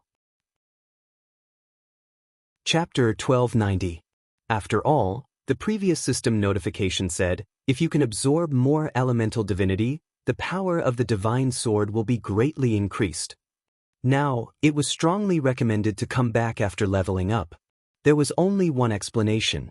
Injecting it after leveling up would be more beneficial to Duque. If Duque was still in a slightly confused state before, now Duque had completely understood that the time to break through to demigod had come. As long as he finished up the work in Naxxramas, with Atish, Duque was now a genuine guardian of Azeroth. If there was anything different between him and the previous guardians, it was that he lacked the demigod magic that was infused by all the members of the Tirisful Council. That wasn't important. As long as he broke through to demigod, everything would be solved. Duke lifted a tish gently and immediately felt that his arcane magic circuit had increased by more than 200%. The surging magic power reverberated in the huge circuit formed by the connection between himself and the divine artifact staff. If Duke, who was a third-class Breaking Dawn, was able to produce large rivers and lakes of mana every second, he would feel like he was in the middle of an ocean right now. Duke turned to face the soul of the ice dragon and said loudly, "Saffron, I ask you, are you willing to be under my command and become my exclusive elemental emissary? Fight to protect the world of Azeroth, wash away your sins, and achieve the ultimate goal of returning your soul to the Temple of Dragon Sleep?" There was nothing to think about. Saffron, who was in soul form, lowered his proud head. "I am willing." Duke didn't say anything else. He raised his staff high, and a beam of blue light shot towards Saffron's huge soul. Like silk being spun from a cocoon, everyone vaguely saw countless black threads being drawn out of Saffron's soul and dissipating in the air. Then the frost aura in the entire hall began to gather on Saffron's spiritual body. A series of sizzling sounds rang out. Under Duke's extraordinary magic power, not only Saffron, but even the hall they were in felt like it was being frozen. It was just that one was coming out and the other was coming in. As the entire space began to become illusory, Saffron's soul began to materialize. The ugly white bones were covered by muscles formed by the condensation of elements. Then, a dragon skin as white as snow appeared out of thin air. 10 seconds later, there was one less fallen bone dragon in the world, and one more elemental dragon that was transformed from the purest frost element. From this moment on, Saffron became an elemental creature similar to the fire phoenix. After dealing with Saffron, it was time to split the loot. The Alliance heroes quickly and simply picked out the epic equipment that they wanted. Of course, Naxxrama's equipment was only at level 80. The rest of the equipment was equivalent to level 60 in the game, so the 15 of them were not interested in it. They would probably leave it for William and the rest. On this day, in the Cenarian fortress in the north of Silithus, the battle was still at a stalemate. Although the Allied forces had gathered the elites of the Alliance, the Horde, and the Dragon race, they were still unable to push the battle to the wall of beetles in the middle of Silithus, let alone the Temple of An-Kuraj. Grom Hellhowl, who was covered in mud, was covered in green and yellow. These were the body fluids of the insects. After solidifying, not only did they emit a foul smell, but they also looked very funny. Lord Howl, who had retreated to the fortress, could not help but complain to Thrall, "Great Chief, how long are we going to defend? If we really can't, we can form an assault team and destroy some damned insect nest first." Thrall did not answer directly. Instead, he asked, "How many elites do you think the Horde will sacrifice to achieve this goal?" Lord Howl was stunned. His expression was one of unwillingness at first, but then it turned gloomy. Although the Horde had brought tens of thousands of people this time, they did not even need to compare it with the thousands of elites who had attacked Blackrock Mountain. Just by looking at the old and the young, one could tell that this Horde army was just for show. It was now the 7th year of the westward expedition. It was far from enough for the new generation of orcs to grow up. Those 5- or 6-year-old children would need at least 10 more years before they could barely fight. There were only 100,000 orcs in the westward expedition. After the conflict with the Night Elves in Grey Valley, the Burning Legion's invasion of Mount Hyjal, and the latest battle with the beetles, it could be said that almost all the orcs who could fight were here. Without the support of the Tauren, trolls, and goblins, the Horde would not even be able to gather 100,000 troops. The Tauren had never been a race with a large population. To be able to bring out 5,000 soldiers was already the result of Kane's full support. Wajin's Darkspear clan was also a branch of the trolls. 10,000 soldiers was the limit. If this army was all lost here, then the Horde did not need to say anything. If the Alliance turned against them, they would have to destroy themselves here. This time, the Horde's territory was the most directly affected by the swarm of insects. If the Alliance was ruthless enough, they could wait until the Horde's warriors were all killed and then come to pick up the spoils. The Alliance was also suffering from internal and external problems. For them to be able to bring out so many troops so quickly, Everyone in the horde with a bit of brains felt that the alliance was very generous. Although the situation was not good, the stupid insects would not learn to intercept the alliance's supply railway. With the continuous flow of firearms, the battle-loss ratio was still very eye-catching. Often, the death of 100 giant insects taller than the orcs was the sacrifice of one alliance or horde warrior. In a situation where the alliance's priests were so powerful, as long as they were not beheaded on the spot and dragged to the rear, even if they were still breathing, they could be saved. Therefore, when Duque made it clear that they would wait until they dealt with Naxxramas or Zul'Gura before taking further action, Sal and Wajin raised their limbs and voted in favor. Not many people would die, and it would allow the young orc warriors to gain valuable combat experience. This kind of good thing did not happen every day. Other than the worry that after the alliance and the horde joined forces, it would increase the possibility of the horde being annexed, there was nothing bad about it. Just as Grom was about to leave, Sal and the others suddenly heard a shrill cry. Warning! There are army-level insects.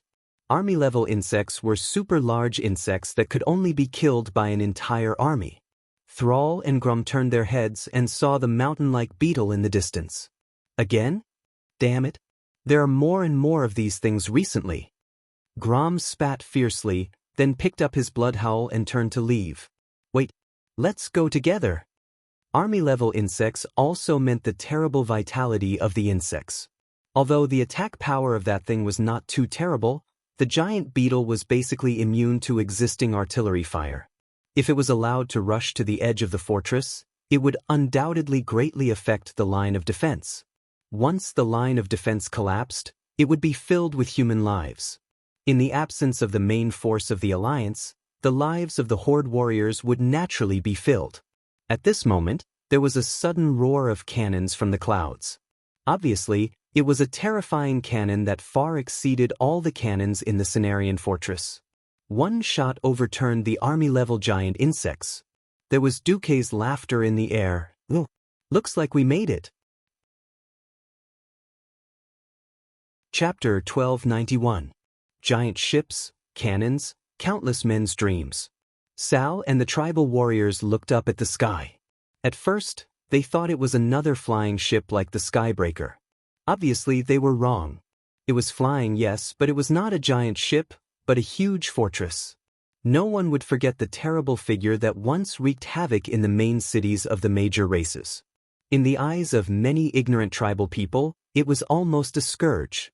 It was boundless, floating in the sky, and there was no way to fight it. Every person could only hide in the main city with the strongest defense, trembling, listening to the terrible wail of death lingering in the sky, waiting for the judgment of extinction to come. Cannons couldn't hit, magic couldn't reach, and the two-footed flying dragons that were sent out would only be brutally wiped out by gargoyles more than 10 times their number.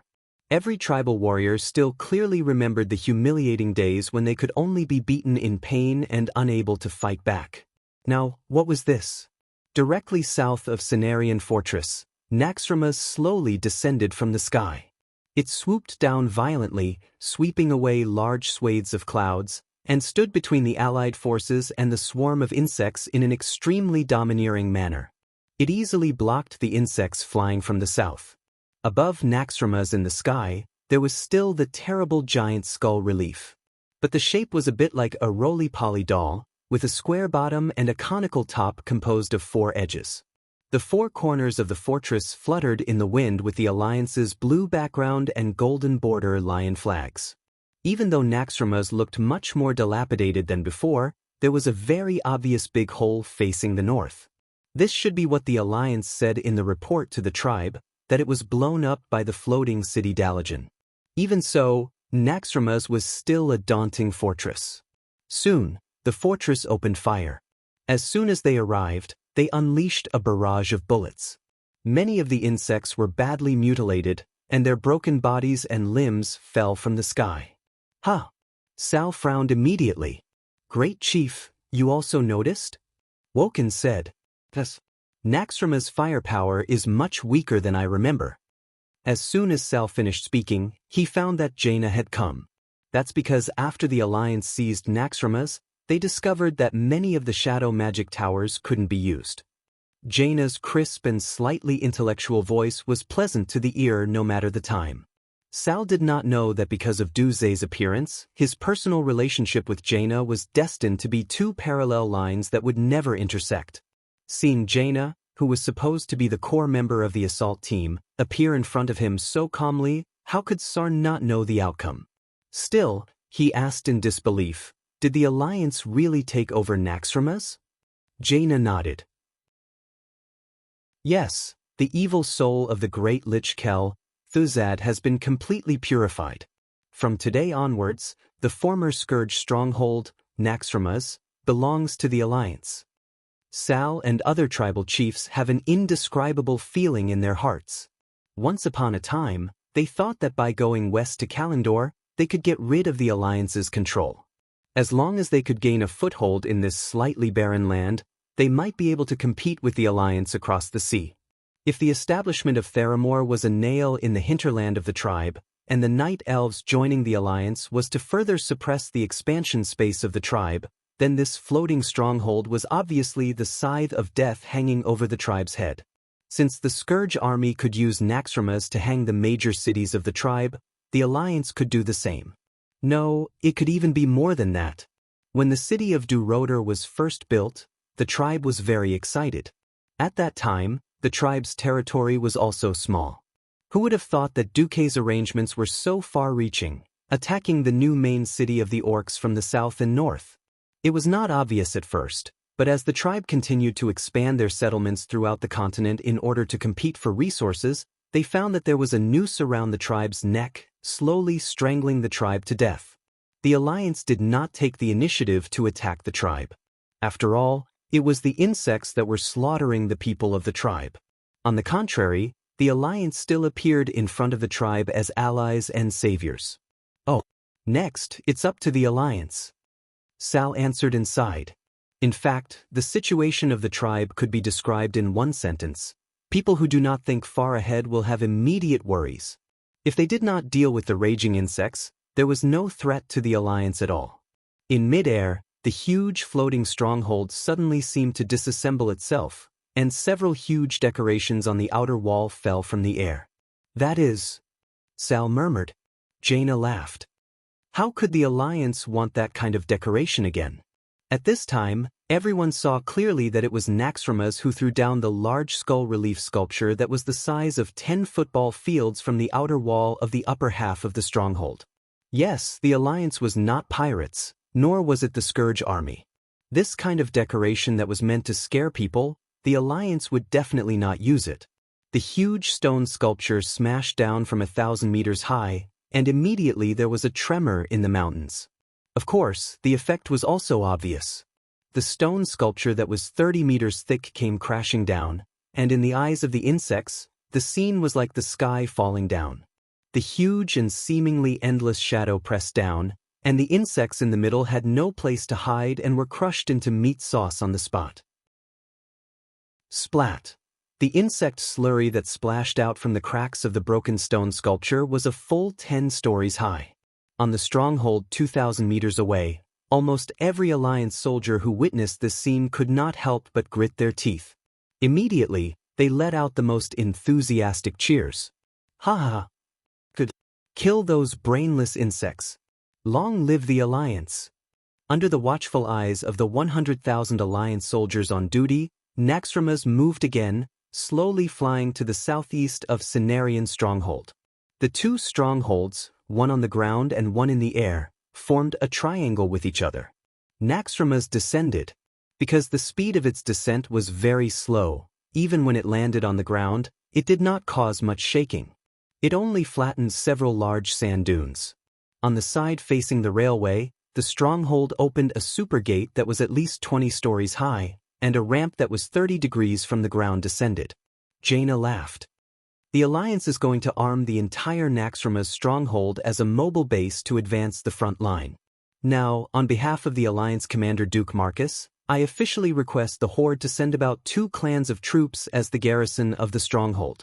After that, Jaina showed Sal an official document written in both Orc and human common language, stamped with the seal of the Alliance Command. Chapter 1292. At this moment, above Naxxramas, Magni was desperately complaining to his subordinates. Not enough. Not enough. Not enough at all. Didn't we inherit the will of the great Duke Marcus, the destruction dwarves who boast that explosions are art? What's the use of this small water gun? When did we become the destruction dwarves? The orange-red bearded dwarf quartermaster, Derek Benksu, complained in a low voice. Answer my question, quartermaster. Magni roared. Sorry, your majesty, our ships are all full. Although the supplies have been transported to the major ports in the Eastern Kingdom, due to transport capacity, we are barely able to meet the daily demand for artillery shells. We are unable to bear the demand for large-caliber artillery shells.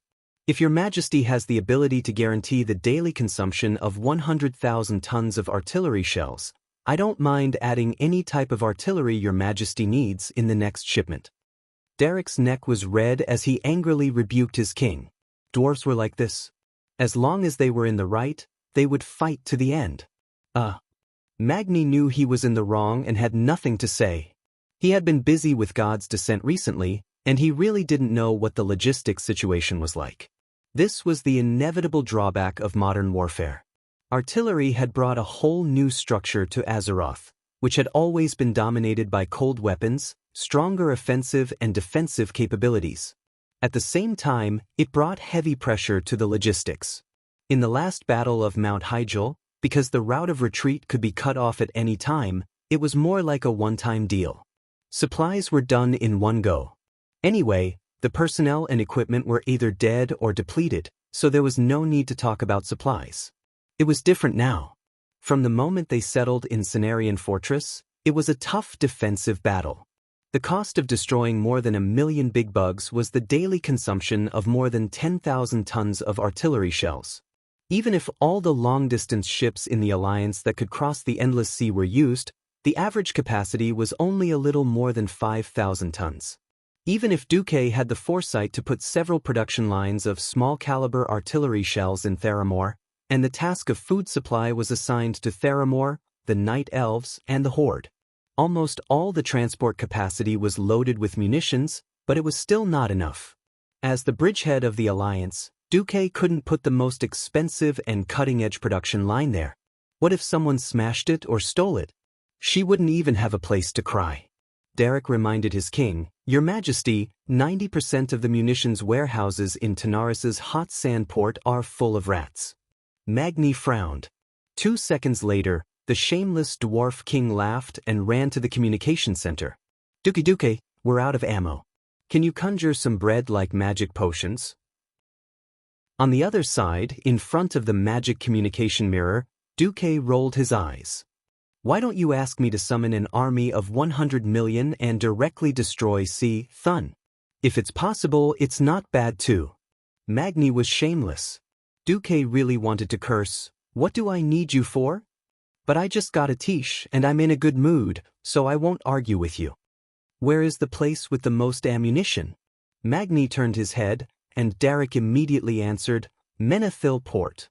Menethil Port was located in the Paladin Bay, north of Iron Furnace Castle. It was originally a garden-like port of Iron Furnace Castle, but it wasn't called that. In order to perfect the estuary of the dwarves' territory, Rotterdam almost exclusively helped the dwarves build this port. Hence, in order to commemorate the Menethil royal family, they named it that way. Now, the Alliance's industrial areas were mainly in the southern continent, and the specific functions were divided. According to the principle of proximity, Stormport was mostly used for transporting food and daily necessities, while the heavy industrial area was undoubtedly Iron Furnace Castle. Although in order to avoid being wiped out by the enemy, Iron Furnace Castle also transported a lot of munitions to Stormport through the underground railway of Stormwind City, and then loaded onto ships to be transported across the sea. Most of the munitions were still stored in Menethil Port.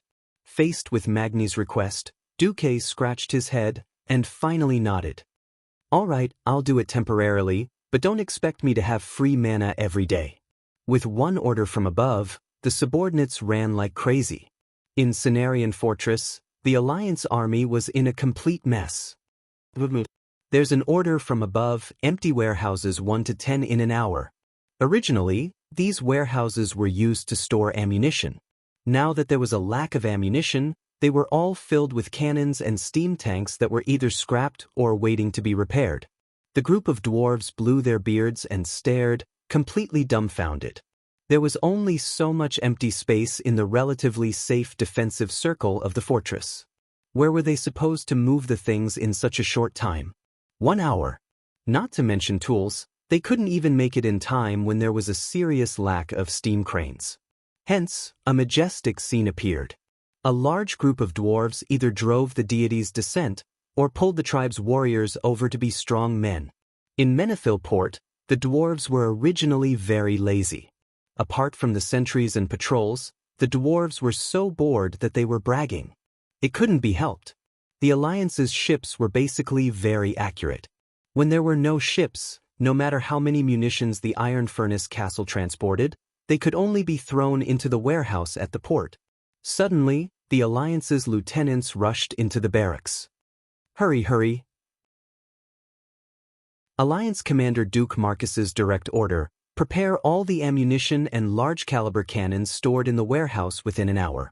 Bring them all to the square and wait for orders. The dwarves' quartermaster and logistics personnel were all dumbfounded. So much. How do we transport it? There are at least 300,000 tons of cannon ammunition here. And that's not counting the ones stuffed on the road. Where did the Alliance get these new fleets? How would I know?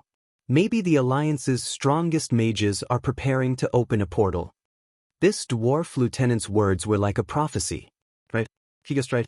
Duque was going to open a portal directly. After the tens of thousands of people below were exhausted, Duque didn't care so much. He just held up a tiche and started working. But thinking back, this thing could only open a Karazhan portal and send people to Karazhan. Duque muttered to himself. Of course, as a good, pure, and lawful citizen, Duke would often use a tiche to open a Karazhan teleportation portal beside the teleportation portal that the other mages had opened to return to Ironstove Castle or Dalaran. Of course, as a good, pure, and lawful citizen, Duke knew that many of his party members were very talented in destroying the Hearthstones that could teleport them home. He even put the two portals almost together. In the end, a bunch of people who didn't know the truth were bitterly sent to Karazhan in the wilderness just like that. Achim, it was purely a slip of my hand. You really can't blame me. Ha! No one would have thought that an evil priest could actually open a Karazhan portal. At that time, Duque was scolded quite a bit, but Duque was very proud. He had one of the 1167 Atish in the entire national server. Chapter 1293.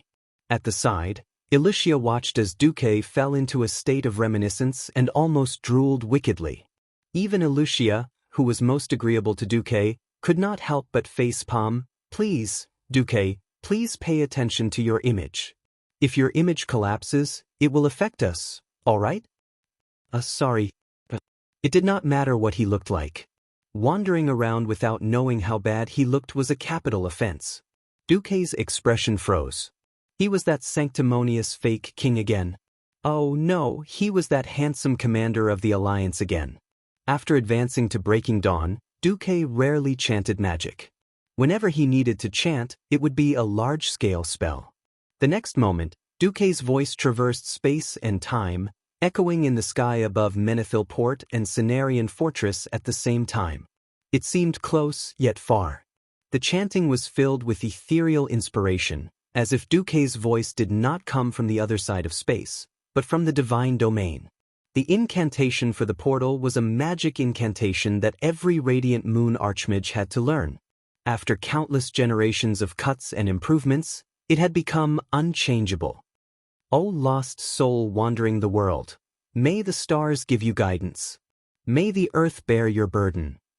In the name of Duke Marcus, I open a bridge that connects heaven and earth, and turn the natural moat into a path. The incantation was the main point, but the series of spatial coordinates that appeared in his mind at the same time was the most important. For something like spatial teleportation, if one only needed to teleport between two places without any gap, then one only needed to remember the starting and destination coordinates. However, Azeroth was also a self-moving planet. To complete a continuous teleportation for a long period of time, one had to constantly change the spatial coordinates according to the planet's self-movement. Simply put, it required a series of absolutely correct spatial movement formulas. Any mistake would cause the teleporter to be beheaded at best, or disappear forever in a spatial rift in the worst. This was why teleportation often only happened between mages and major cities. Now, what Duque wanted to complete was definitely a great spell that could be recorded in the annals of history. On Duque's retina, a huge amount of data poured down. The system elf's prompts kept coming. Spatial coordinates loaded. Calculation of spatial variable formula completed. The coordinates have been tested 233,333 times. The error rate is infinitely close to 0. Self-examination complete. Begin teleportation. Open portal 1 to 128. That's right, Duque was just that awesome. What he couldn't do in the past, Duque could now easily do with the help of the divine artifact Atish. Of course, with his limit, it would not be a problem for him to open 1024 portals at the same time. Considering the continuity and risk involved, Duque decided to be very safe and open 128 doors first. In the open space of Menethil Port, the dwarven logistics troops were all stunned as if they had seen a miracle. They stared at the desert world and the magnificent elven-style fortress on the other side of the portal, completely speechless. All of the dwarf's flattery and speech were stuck in his throat. What are you waiting for? Do not increase the burden on Commander Marcus. On the fortress side, the dwarf quartermaster Derek's angry voice finally woke up the dazed guys on the other side a little. The dwarves immediately shouted and began to hurriedly send the munitions boxes through the various portals along the makeshift conveyor belt. Be careful, idiots. Even if there is shock absorption equipment inside, if it accidentally explodes, it will blow us all up into the sky. The third team. First transport the 155mm ones. The cannons on the other side have priority in resupplying ammunition. Before starting, every field officer had given a death order to the lieutenant below. The lieutenant gave a death order to the non-commissioned officers. Most of them very cordially conveyed to their subordinates, such as, the cannonballs that can't be transported will be stuffed into your mouth, so none of the dwarves dared to be lazy. In addition, Duque used a projection to mark the remaining time on each portal, which made every dwarf move more quickly. In the Cenarian fortress, the tribe was also shocked to the point of being completely speechless. Could such a large-scale teleportation really be done by mortals? Sal's body leaned slightly to the left, and a ghost-like shadow appeared beside him, the former Sun King, now the leader of the Forgotten, Anastrian. As a newly promoted tribal leader, Anastrian put his position in the right place, at least it looked like this. He covered his left chest with his right hand and bowed slightly. I can't do it. At most 3 portals of the same level, each delivering 50 fully armed tribal warriors, is already the limit, and the consumption of magic gems is massive. If the Well of the Sun was still in my hands, then it would be 10 portals at most. Wajin asked in a low voice, "Aren't you all Breaking Dawn archmages?" Anastrian's mouth was bitter. In terms of rank, I'm not much different from Duke Marcus. But his talent in the field of multicasting is above me. The key is that my thieves saw that he inherited the divine staff of the previous guardian, Mediv. The legendary astral staff that can break through space. Atish, the legendary staff of the guardian? Sal muttered to himself, and the bitterness in his voice became even stronger.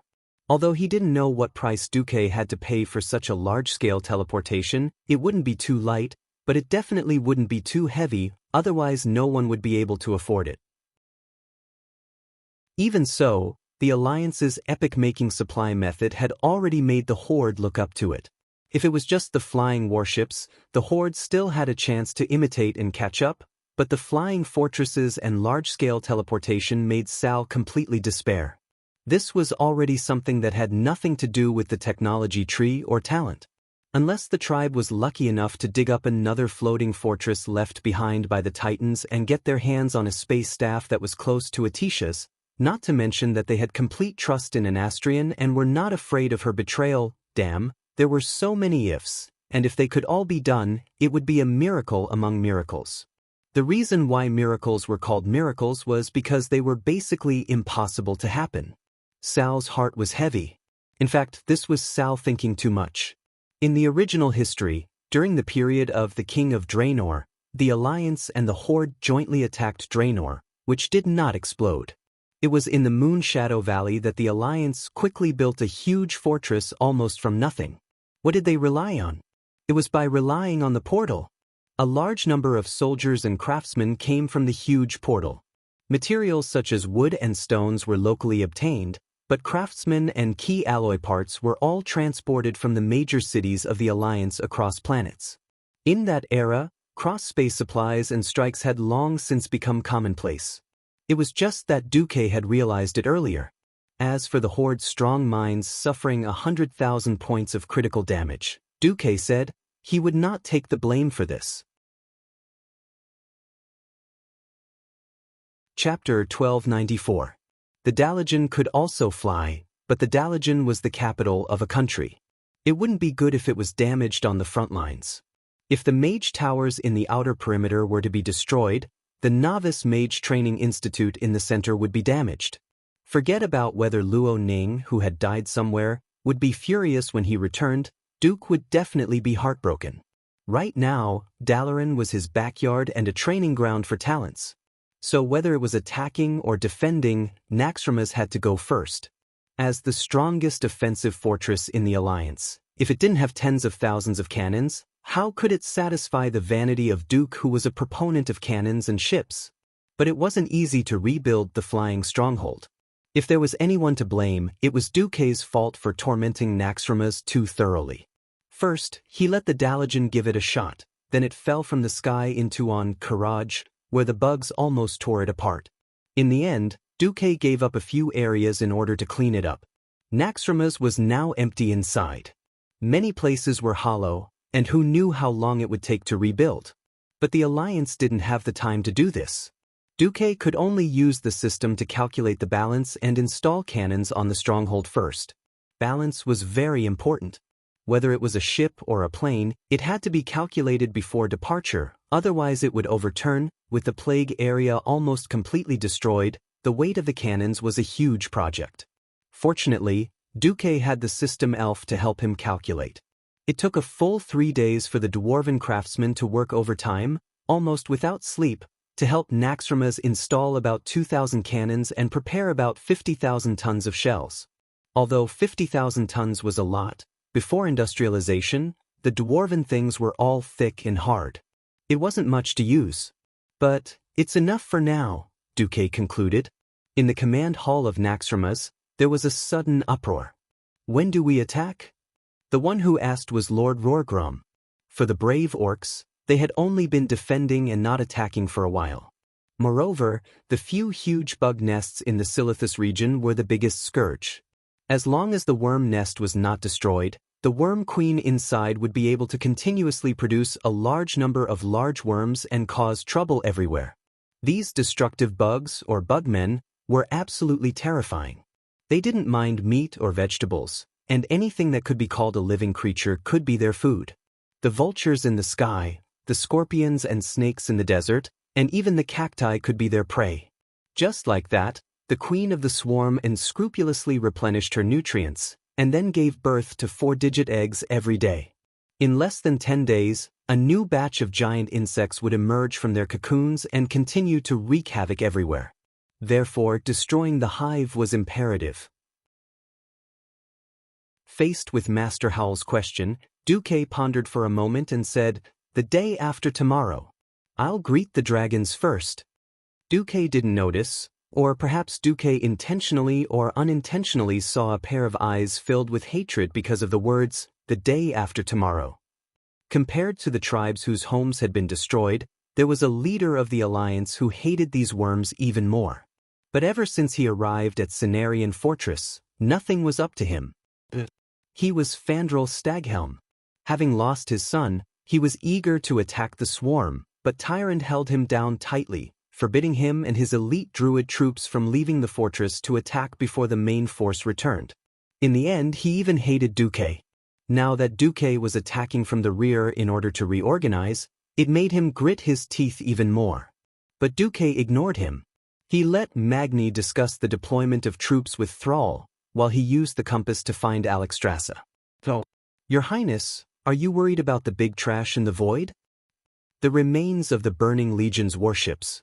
The Red Dragon Queen's eyes lit up in the magic mirror. The continuous battle in the void had caused great losses to both sides.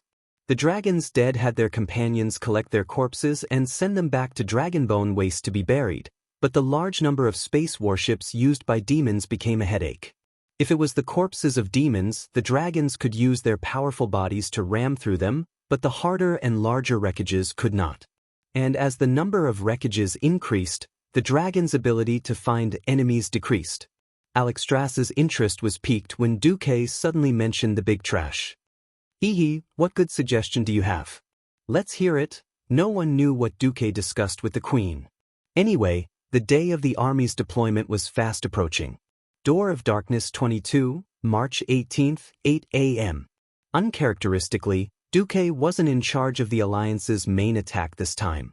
The commander-in-chief was Magni, the cannon maniac, while Thrall and Tyrant were in charge. Outsiders might not understand, but those familiar with the Alliance knew that under Duque's guidance, the Alliance had long since abandoned the medieval style of warfare. Now, as long as the conditions allowed it, they would use their cannons to bombard everything that could move within their field of vision. No, today was a little more special. Standing on the platform that Naxxramas had specially opened up, looking down at the ground 3,000 meters above the ground, it was a strange feeling. This height had long surpassed the height that flying insects could climb. What was a beating up? This was a beating up. Thrall's eyes narrowed. He could already see the outcome of this battle. This was like using cannons to fight primitive people. It was just that unreasonable. "All right. Your Excellency Tyrant Whisperwind, since Duque has left the opening to you, my little fellows and I will watch the show first." Magni gave up the main position. "Thank you, Your Majesty Bronzebeard." Tyrant didn't stand on ceremony and stood in the middle. Time was up. Tyrant raised her head slightly. Her clear eyes seemed to emit two sharp rays of divine light. It pierced through space, through the clouds, and looked straight into space. A second later, Tyrant's long green hair suddenly started to flutter even though there was no wind.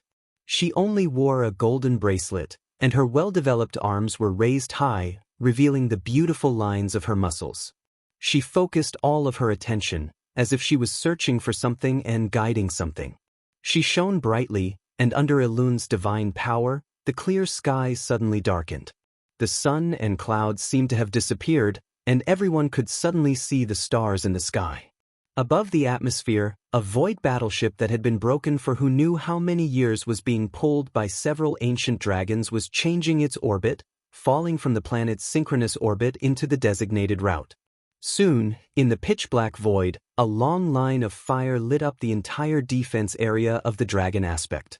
Even in the midst of patrolling, the soaring dragons still turned their necks to look at that bright red.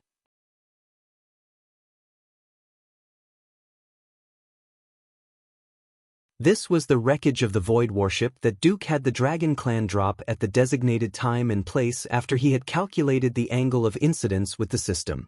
Since it was a fragment, its irregular shape would naturally cause all sorts of accidents when passing through the atmosphere. But that wasn't important. Tyrant, who was used to starfall, even with Elun's help, even if she didn't have the power to pull such a large floating object out of its orbit, she could still use Elun's divine power to guide the target to where she wanted it to go. This was an incomparably accurate strike. Of course, the higher-ups wouldn't tell the people below what was going on. The night elves knelt on the spot, all prostrating themselves to Tyrant, the incarnation of goddess Elun. In their eyes, this was a miracle that Elun had personally performed. In terms of power, this was indeed a miracle. One more wave, and the divine power that the goddess has bestowed upon me will be used up. After that, I will need to rest for at least a week. Following Duque's plan, Tyrant lied without batting an eyelid. In fact, this wasn't just to guard against the Horde, it was also to guard against possible spies in the Alliance army. Also, clusters of starlight continued to rise from Tyrant's body into the sky. As if responding to her twinkling starlight, a golden curtain of light slowly descended from the sky. It was like countless small suns that had fallen into the mortal realm. It was accompanied by Tyrant's melodious and mysterious incantation. They arrived in the blink of an eye. Like a rainstorm in May, they landed within the range of the ashworm nest. Rumble. Under the acceleration of gravity, the warship fragments became the most terrifying weapons of destruction. They tore through the sky and crashed into the worm nest with terrifying kinetic energy that no one in this era could understand. Not only did they cause the most terrifying massacre, but they also caused earth-shattering destruction. With the naked eye, everyone could see that the entire worm nest was collapsing. It wasn't just 1.5 meters, but a huge hole that was as high as a 10-story building. Finally, Starfall was over. Tyrant collapsed as if she had lost all her strength. Tyrant! Sasha, who was beside her, reacted quickly and caught her. She really did collapse. However, only she, Duque and Alun knew that this was far from her limit. She didn't use Alun's power to replenish her stamina. Good work. Now, it's time for the dwarves to perform. Magni bowed slightly, then stood on the main seat and shouted, "Kids, use the white phosphorus bombs, incendiary bombs, and heavy oil bombs." 2 minutes later, the rumbling of cannons could be heard throughout the flying fortress. The ashworm lair was already on fire. After all, the falling meteors weren't real fire elemental attacks. Now that they had enough ammunition, the dwarves turned the entire worm nest into a sea of fire. Speaking of which, if these things were used on humans, it would definitely be insane. For example, if the white phosphorus bombs burned a person, they could burn through the skin all the way to the bones. It felt like it was comparable to the skinning spells of the Calamity Army. If it was used on insects, who cares if they die? Only dead insects are good insects. Understand? The furious cannons continued for a full hour. After firing off over 10,000 tons of cannons, the beastmen were already numb to the sound of shells retracting, not to mention the continuous sound of cannons.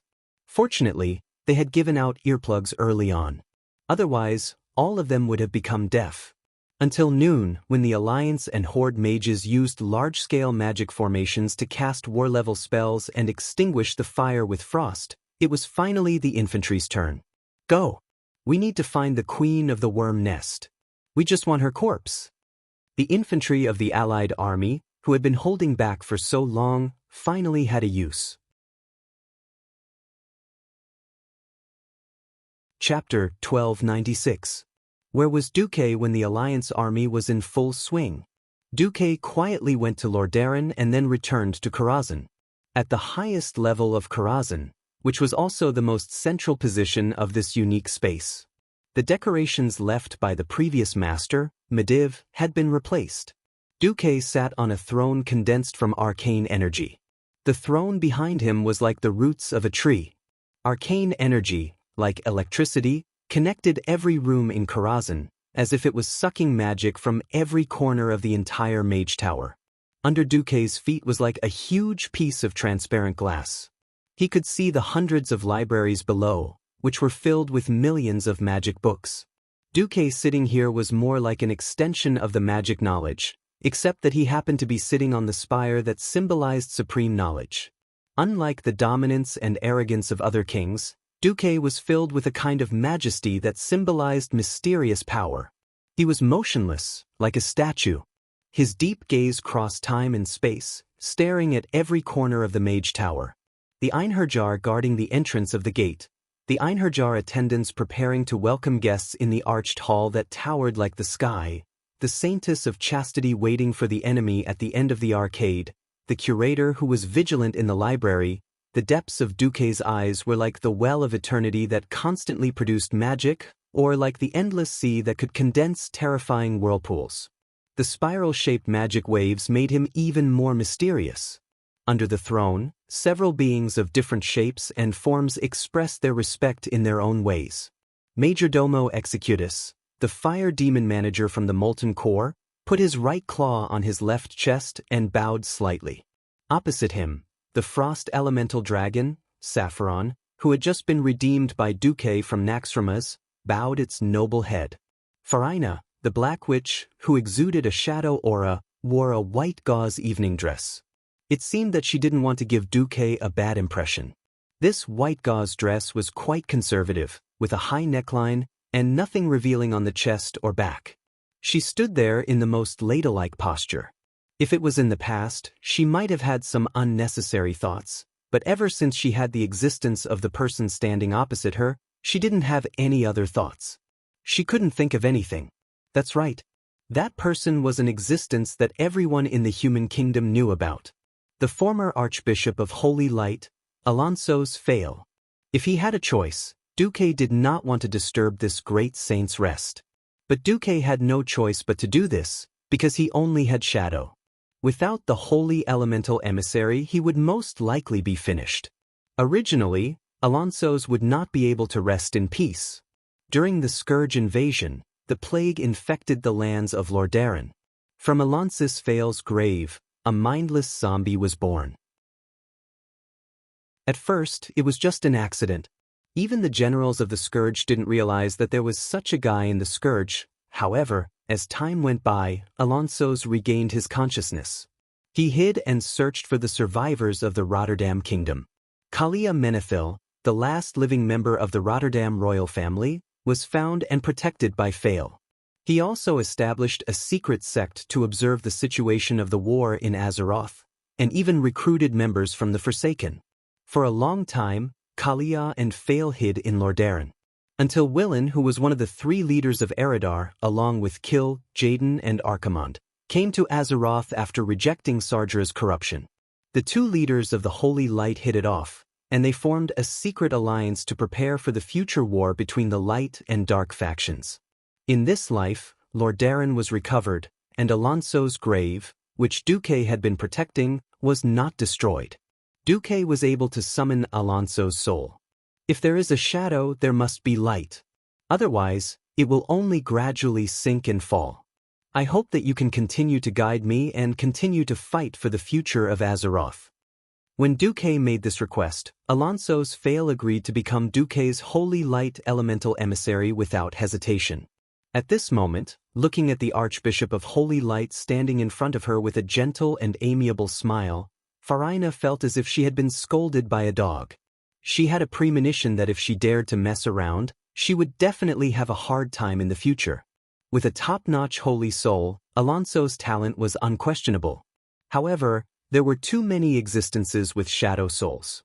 Even if Alonso's couldn't be replaced, Farina could be replaced at any time. Farina felt like crying. Next to Alonso's was the Redemption Knight Thaddeus, who had reverted to the appearance of a paladin. He no longer appeared in the form of a monster. His soul looked like that of a paladin, but instead of bursting out with crackling lightning, he was a natural element thunder knight. Unknowingly, Duque had gathered 5 elemental emissaries. However, everyone knew that there was at least one more. As a priest, holy and shadow were necessary. Similarly, as a mage, once they had fire and frost, all that was left was arcane magic. It was not easy to find a special soul that could contain powerful arcane magic and treat arcane magic as a life form. For a while, Farina sometimes thought maliciously that Ronin's disappearance was fake, and that Duque had actually killed Ronin and made him an elemental emissary. Fortunately, the Black Witch did not dare to say this out loud. Otherwise, Duque would definitely serve her with leather whips and candles. Cough, cough, torture. Fortunately, Duque had obtained such a powerful arcane magic soul almost at the beginning of Duque's rise to fame. The door of the hall opened with a loud bang. Under the gaze of the 12 Einherjar guards, a soul mage slowly walked in. Walking on the bright red carpet, his appearance could not be considered heroic, but he had a dignified air of a scholar.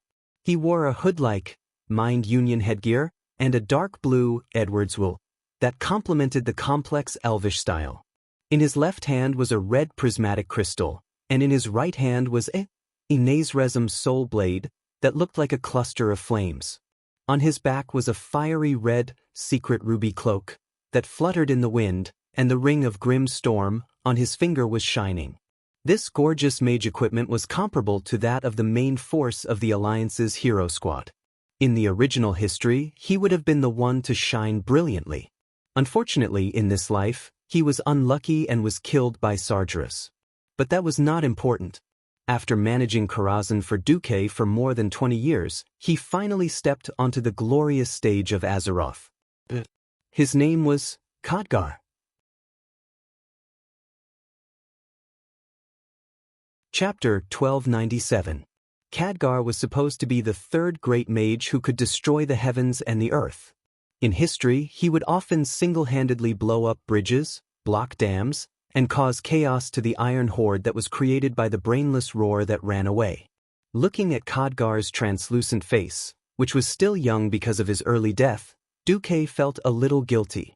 But this was fate. If not for Duque, perhaps he would still be as powerful as he was in history. Since Duque had taken over his fate and done better than him, Khadgar could only do so. If not for Duque needing an arcane elemental emissary to break through to the demigod level, Khadgar would probably still be a pitiful earthbound spirit in Karazhan. Managing the library and fighting the occasional invading monsters, this was Khadgar's unchanging life. His translucent spirit body was clad in solid cloth armor, and he did look a little out of place. Soon, this would not be a problem. Lightly putting down the magic weapon in his hand, Khadgar pressed his hands to the ground and made a standard bow. Great Archmage, my lord Duke Marcus, your loyal servant, Khadgar, has come to pay his respects. The once young mage's voice was now filled with indescribable excitement. He had been dead for too long, so long that he had almost forgotten how it felt to be alive. This did not mean that he did not want to be resurrected. Not in the form of a filthy undead, but as some kind of life, to truly reappear in the world, just like his master, Medivh. Resurrection was the privilege of the gods. One had to at least step into the demigod level to have the right to discuss this issue. Now, in front of him was a chance to become Duque's elemental emissary and become an elemental creature, just like Batius and Alonso's. Sitting on the throne, listening to Khadgar's sincere greeting, Duque felt a strange sense of absent-mindedness. He felt as if he and Khadgar had been reversed. If Khadgar had not died, or if he, Duque, had been more capable 20 years ago and had discovered a cultivation method specifically for ghosts, would Khadgar have had a better life? But there was no point in making assumptions. Duque sighed softly. Since it was already like this in this life, there was no need for him to feel ashamed. I've never seen such a shameless person before. Yes, I've seen it today. Duque then put on a serious face and slightly raised his chin. Khadgar, how many years have you served me in the form of a heroic spirit? Khadgar lowered his head deeply. It has been 22 years, my lord. All this time, I have been doing my best to fulfill the duties of a servant and help you protect Karazhan. Duque raised his right hand, and a pair of arcane palms appeared out of thin air, helping Karthika up. Khadgar stood up, still maintaining his slightly bowed posture. Very good. I can see how loyal you are. I've always felt sorry for your tragic fate. Duque cleared his throat and continued, I've always believed that the reason why people are noble is because they have the desire for knowledge, the desire to explore, and the courage to fight against fate. Tell me, Khadgar, are you willing to be a ghost mage forever? Khadgar took a deep breath, even though this action was meaningless to a ghost. If this is your will, my lord, I will accept it. The corner of Duque's mouth rose. Unknowingly, Khadgar had already learned so many ways to speak. Back then, he had still been a hothead. Perhaps this was what growth was like. Age and circumstances would always smooth out one's edges. Right now, I have a better and more dangerous choice for you. You can choose to become my arcane elemental emissary and help me control the power of the arcane domain. But the price is that from the moment you agree, you will become a special life form attached to me. If I die or fail to become a demigod, you will be like me, soul. Fly. So, disperse. Do you understand what I've said? Faced with Duque's question, Khadgar nodded again and said solemnly, very clearly. That's right. If he maintained his current state, Duque would definitely let him continue to be the administrator of Karazhan. But so what? With Duque's immortal state, unless Duque died in battle, waiting for the next ruler of Karazhan was something that would never happen. If Khadgar could not even grasp this opportunity and did not have the courage to do so, how could he rise in the future? Without even half a second of hesitation, Khadgar raised his head and said in a clear voice, "If this is the choice you give me, my lord, then I will choose to fight with all my strength. I hope to become a higher and stronger life form and help you, my lord." A smile blossomed on Duque's face. Very good. This is the Khadgar I know, the one who never lacks wisdom and dares to challenge himself. Duque stood up and slowly walked down the stairs made of the purest arcane energy. He raised his right hand, his palm facing Khadgar's forehead. Khadgar, what I am about to do is different from the other elemental emissaries. You know that. Arcane magic is the most basic and important core of the three elements of a mage. Thus, I will modify your soul so that your new form will be completely connected to my magic circuit. Your soul will be an extension of my magic circuit, and you will become the core commander of the other elemental emissaries. I'm not afraid to tell you that this process will be very painful. In a sense, to use an inaccurate analogy, if Duke was a complete iPhone and smartphone, then an ordinary elemental emissary would most likely become an existence equivalent to a power bank in normal times. They would help Duque communicate with the elemental realm, absorbing and filtering more elemental energy for Duque to use. However, Khadgar would become Duke's auxiliary chip, RAM, and power bank, a special existence that combined all of these functions into one. He would be able to use magic to attack enemies for Duque, but he would also be like a command tower. Duque would even give Khadgar a portion of the System Elf's computing power. Because recently, the System Elf had finally reached its limit. When calculating the trajectory of the warship wreckage in the atmosphere, Duque felt a wave of fatigue. Faced with Duque's physique, Khadgar's reply was resolute. I can endure it. Indeed, only someone as talented as Khadgar would be able to withstand this pressure. Then let's begin. Duque's palm lightly pressed against Khadgar's forehead. As his palm felt a slight chill, a large amount of magical information began to rush into Khadgar's sea of consciousness. Ugh! Khadgar let out a muffled groan.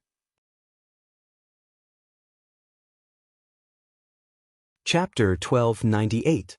Everything in the world had to be done step by step, and Karthika didn't have extraordinary talent from the very beginning, directly becoming the world-destroying great master of true virtue.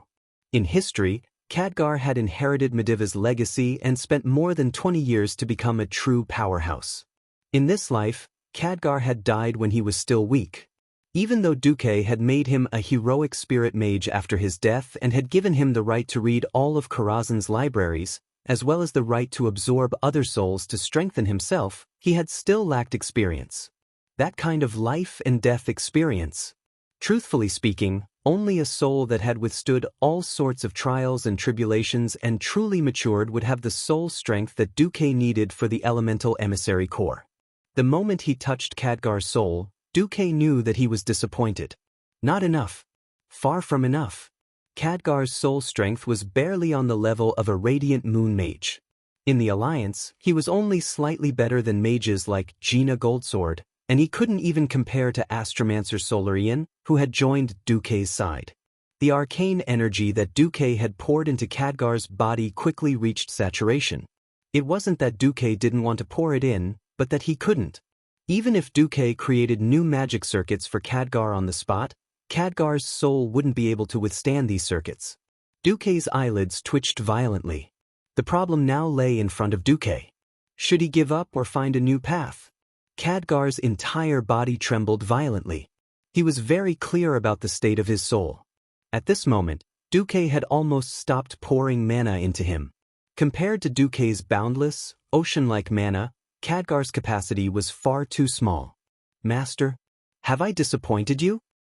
No, I should say that I was too impatient for success. Then, Duque let go of his hand and fell into a long silence. Using the elemental emissary to help him share the burden of becoming a demigod by relying on multiple elemental domains seemed to be stuck.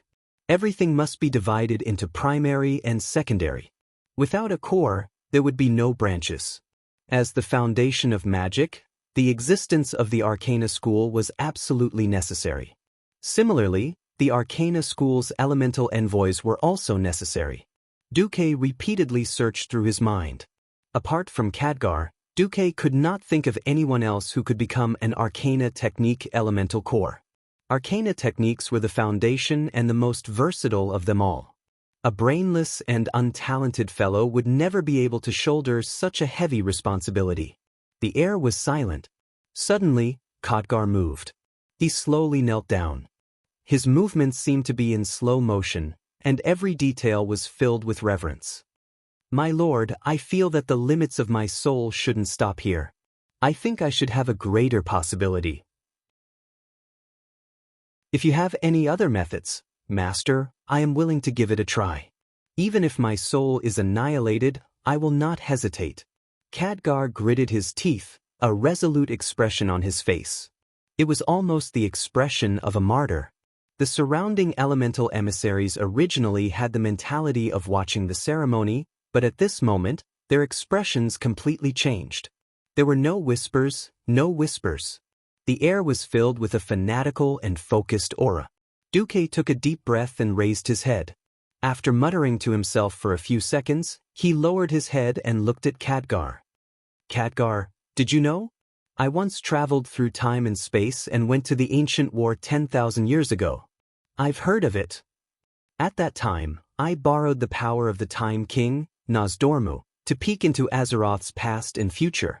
At the same time, I also saw you in a different timeline. Being able to reverse the flow of time and enter a different parallel space sounded like a fantasy. As a pursuer of magic, an explorer of the source of magic, and an official disciple of the Mediv, Khadgar's understanding of time and space far surpassed that of others. Suddenly, Khadgar smiled bitterly, and an expression appeared on his face as if he was about to cry. Is the Khadgar in a different timeline more useful than me? Not just useful, but incomparably glorious. This will be a long story. Are you willing to listen? Khadgar nodded solemnly. Together. Since the beginning of the Dark Portal. Duque's voice became ethereal and illusory. At the same time, a thought wave entered Khadgar's soul. This was a video created by the system Elf using a full 3D image. After it was slightly blurred, it felt exactly the same as when Duque peeked into the river of time. Khadgar was deeply immersed in this seemingly illusory image that was connected to his fate. It was as if another part of his life had been highly condensed, and Khadgar was soon unable to differentiate which part was his true memories, and which part was what Duque had shown him, which part was his fate in the other world of balance. It was not just a look. Khadgar was completely immersed in it. He could clearly understand why he had made this decision. In the time it took for a spark to fly off a flint, what kind of emotions and thoughts did he have to make each and every decision? In this world without Duke Marcus, that's right. Everything had changed. In that world, it was Khadgar, Garona, and Lothar who had raided Karazhan. It was also him who had unfortunately been hit by Mediva's spell, causing him to have white hair and wrinkled skin at a young age. It was also him who had killed Sargeras. Unfortunately, from that moment on, he had also become the murderer of his teacher, the savior of a nameless world. He remembered every detail of his immersion in the study of portal magic. He clearly remembered that the dark portal had opened again, and the orcs had begun to attack the watchtower. How the orcs had used simple weapons to destroy the human infantrymen, smashing their helmets to death, and cutting off their shields and arms. He also, personally, decided that in order to completely stop Nuzul's evil plan, he would lead a coalition of humans, dwarves, and elves together with Turalian, Danath Trollbane, Aurelia, and Kudrin on an expedition to the Draenor world in an attempt to hunt down Nuzul. In the end, in the final battle of Draenor, Ricard ushered in that fateful explosion. He could still remember that his mouth was wide open, and he screamed silently. But he had to do everything he could to stop this terrifying explosion. Such a huge amount of energy. It was like a spreading flame on the plains, running wildly through his body, burning his magic circuits, and making it almost unbearable for his senses. Then, everything returned to silence. Soon, he turned from a participant to a third-person spectator. He, Khadgar, was regarded as one of the 5 heroes of the Dark Portal, and a statue was erected in the King's Valley in Stormwind City. I am a hero.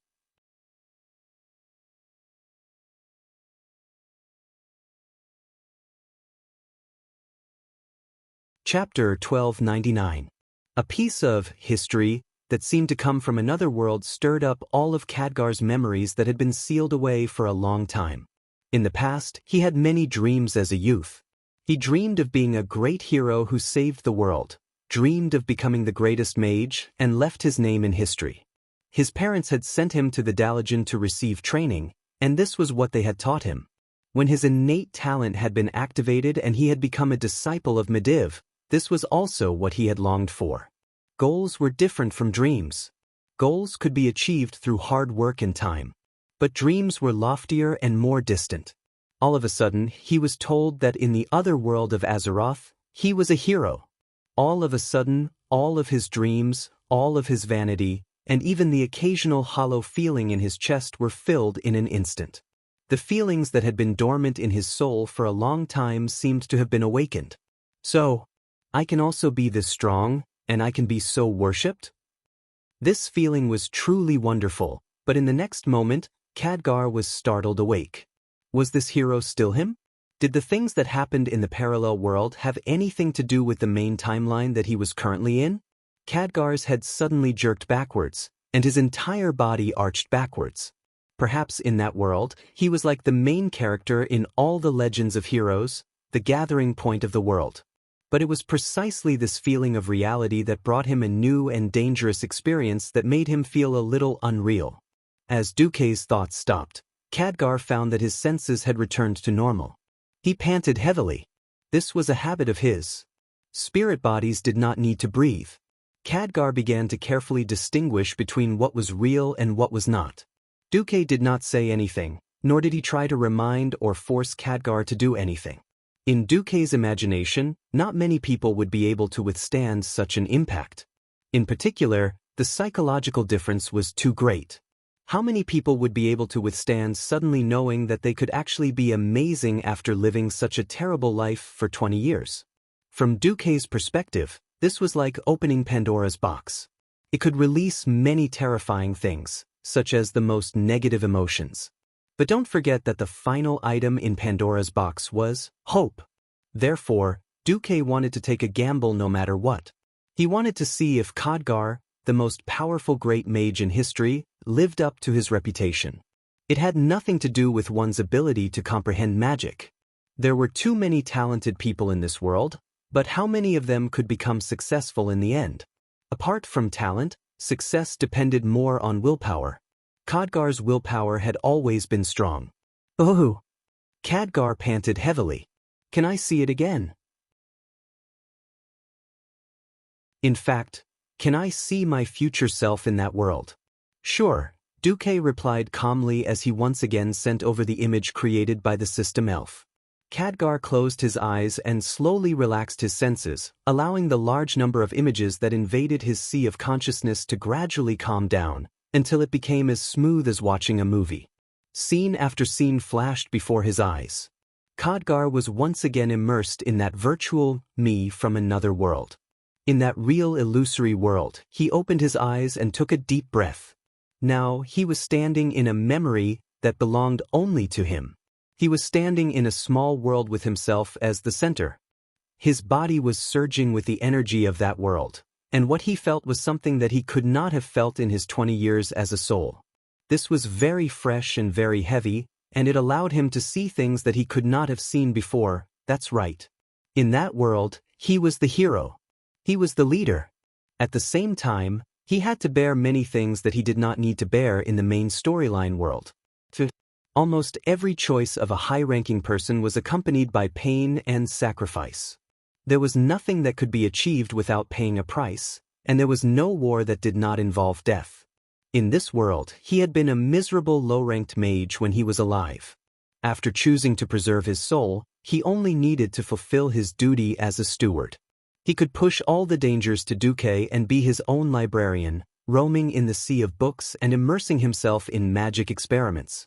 In that parallel world, he was the most important magic consultant of the Alliance, as well as an important leader of the Alliance. Every speculation and decision regarding the realm of mystery was incomparably heavy. It had to be said that Khadgar's heart was in a mess, and he was even feeling bitter. But at this time, Khadgar saw something else. It was something that Duque had intentionally or unintentionally let him see. Sometimes, without comparison, there would be no harm. Khadgar saw that under Duque's leadership, the first and second dark portal ended in 2 years. In his own world, it had taken 6 years. In this world, Duque had vigorously developed technology and economy, turning the tide many times. In the field of conventional warfare, the Alliance had almost completely suppressed the enemy. On his side, the Lordaeron kingdom had been destroyed, and there was also Alterac, Rapid's castle, Kuel Salis. Almost all of Lordaeron had been destroyed. Then, Gloom City had risen, and the Sin Dorii kingdom had sided with the Horde. Only when they were placed side by side could Khadgar truly understand just how great the difference between the two worlds was. Khadgar was in a mess, and his mind seemed to have turned to mush. He did not realize that while his thoughts were in chaos, the other 5 elemental emissaries were watching in shock as Khadgar's soul strength increased exponentially. This is... Thaddeus' face was filled with disbelief. Only a soul that has been tested is the strongest soul. Alonso sighed. Duque did not disturb Khadgar. Dooku was throwing caution to the wind, completely throwing caution to the wind. He really did not know how telling Khadgar the truth would affect this steward of Karazhan, who had loyally watched over him for 22 years. He could only gamble. Khadgar's breathing became rapid. Finally, after 2 minutes, he seemed to have calmed down. Duque asked in a low voice, "Khadgar, is it a pity? Is it resentment? Perhaps the original you could have done better." Khadgar raised his head and smiled. As expected, the work of a bronze dragon is difficult for humans to accept. When I saw how valiant I was in the other world, I was a bit confused as to which one was the real me. Duque said, "Have you thought it through?" "I have. The me in this world is me, and the me in the other world is also me. Since the me in the other world can do it, I think I can do it well in my own world." At this point, Khadgar revealed a mysterious smile. "I know what you are worried about, my lord. I want to say that your worries are unnecessary." Unnecessary? Just like how you had countless chances to become the emperor, but you gave up on it. My reason is similar. The world is about to be destroyed by demons, so I don't care who is going to be the hero. You're tuning in to the Wang Lin's Journey YouTube channel. Don't forget to subscribe and join us on this journey to catch the most captivating stories.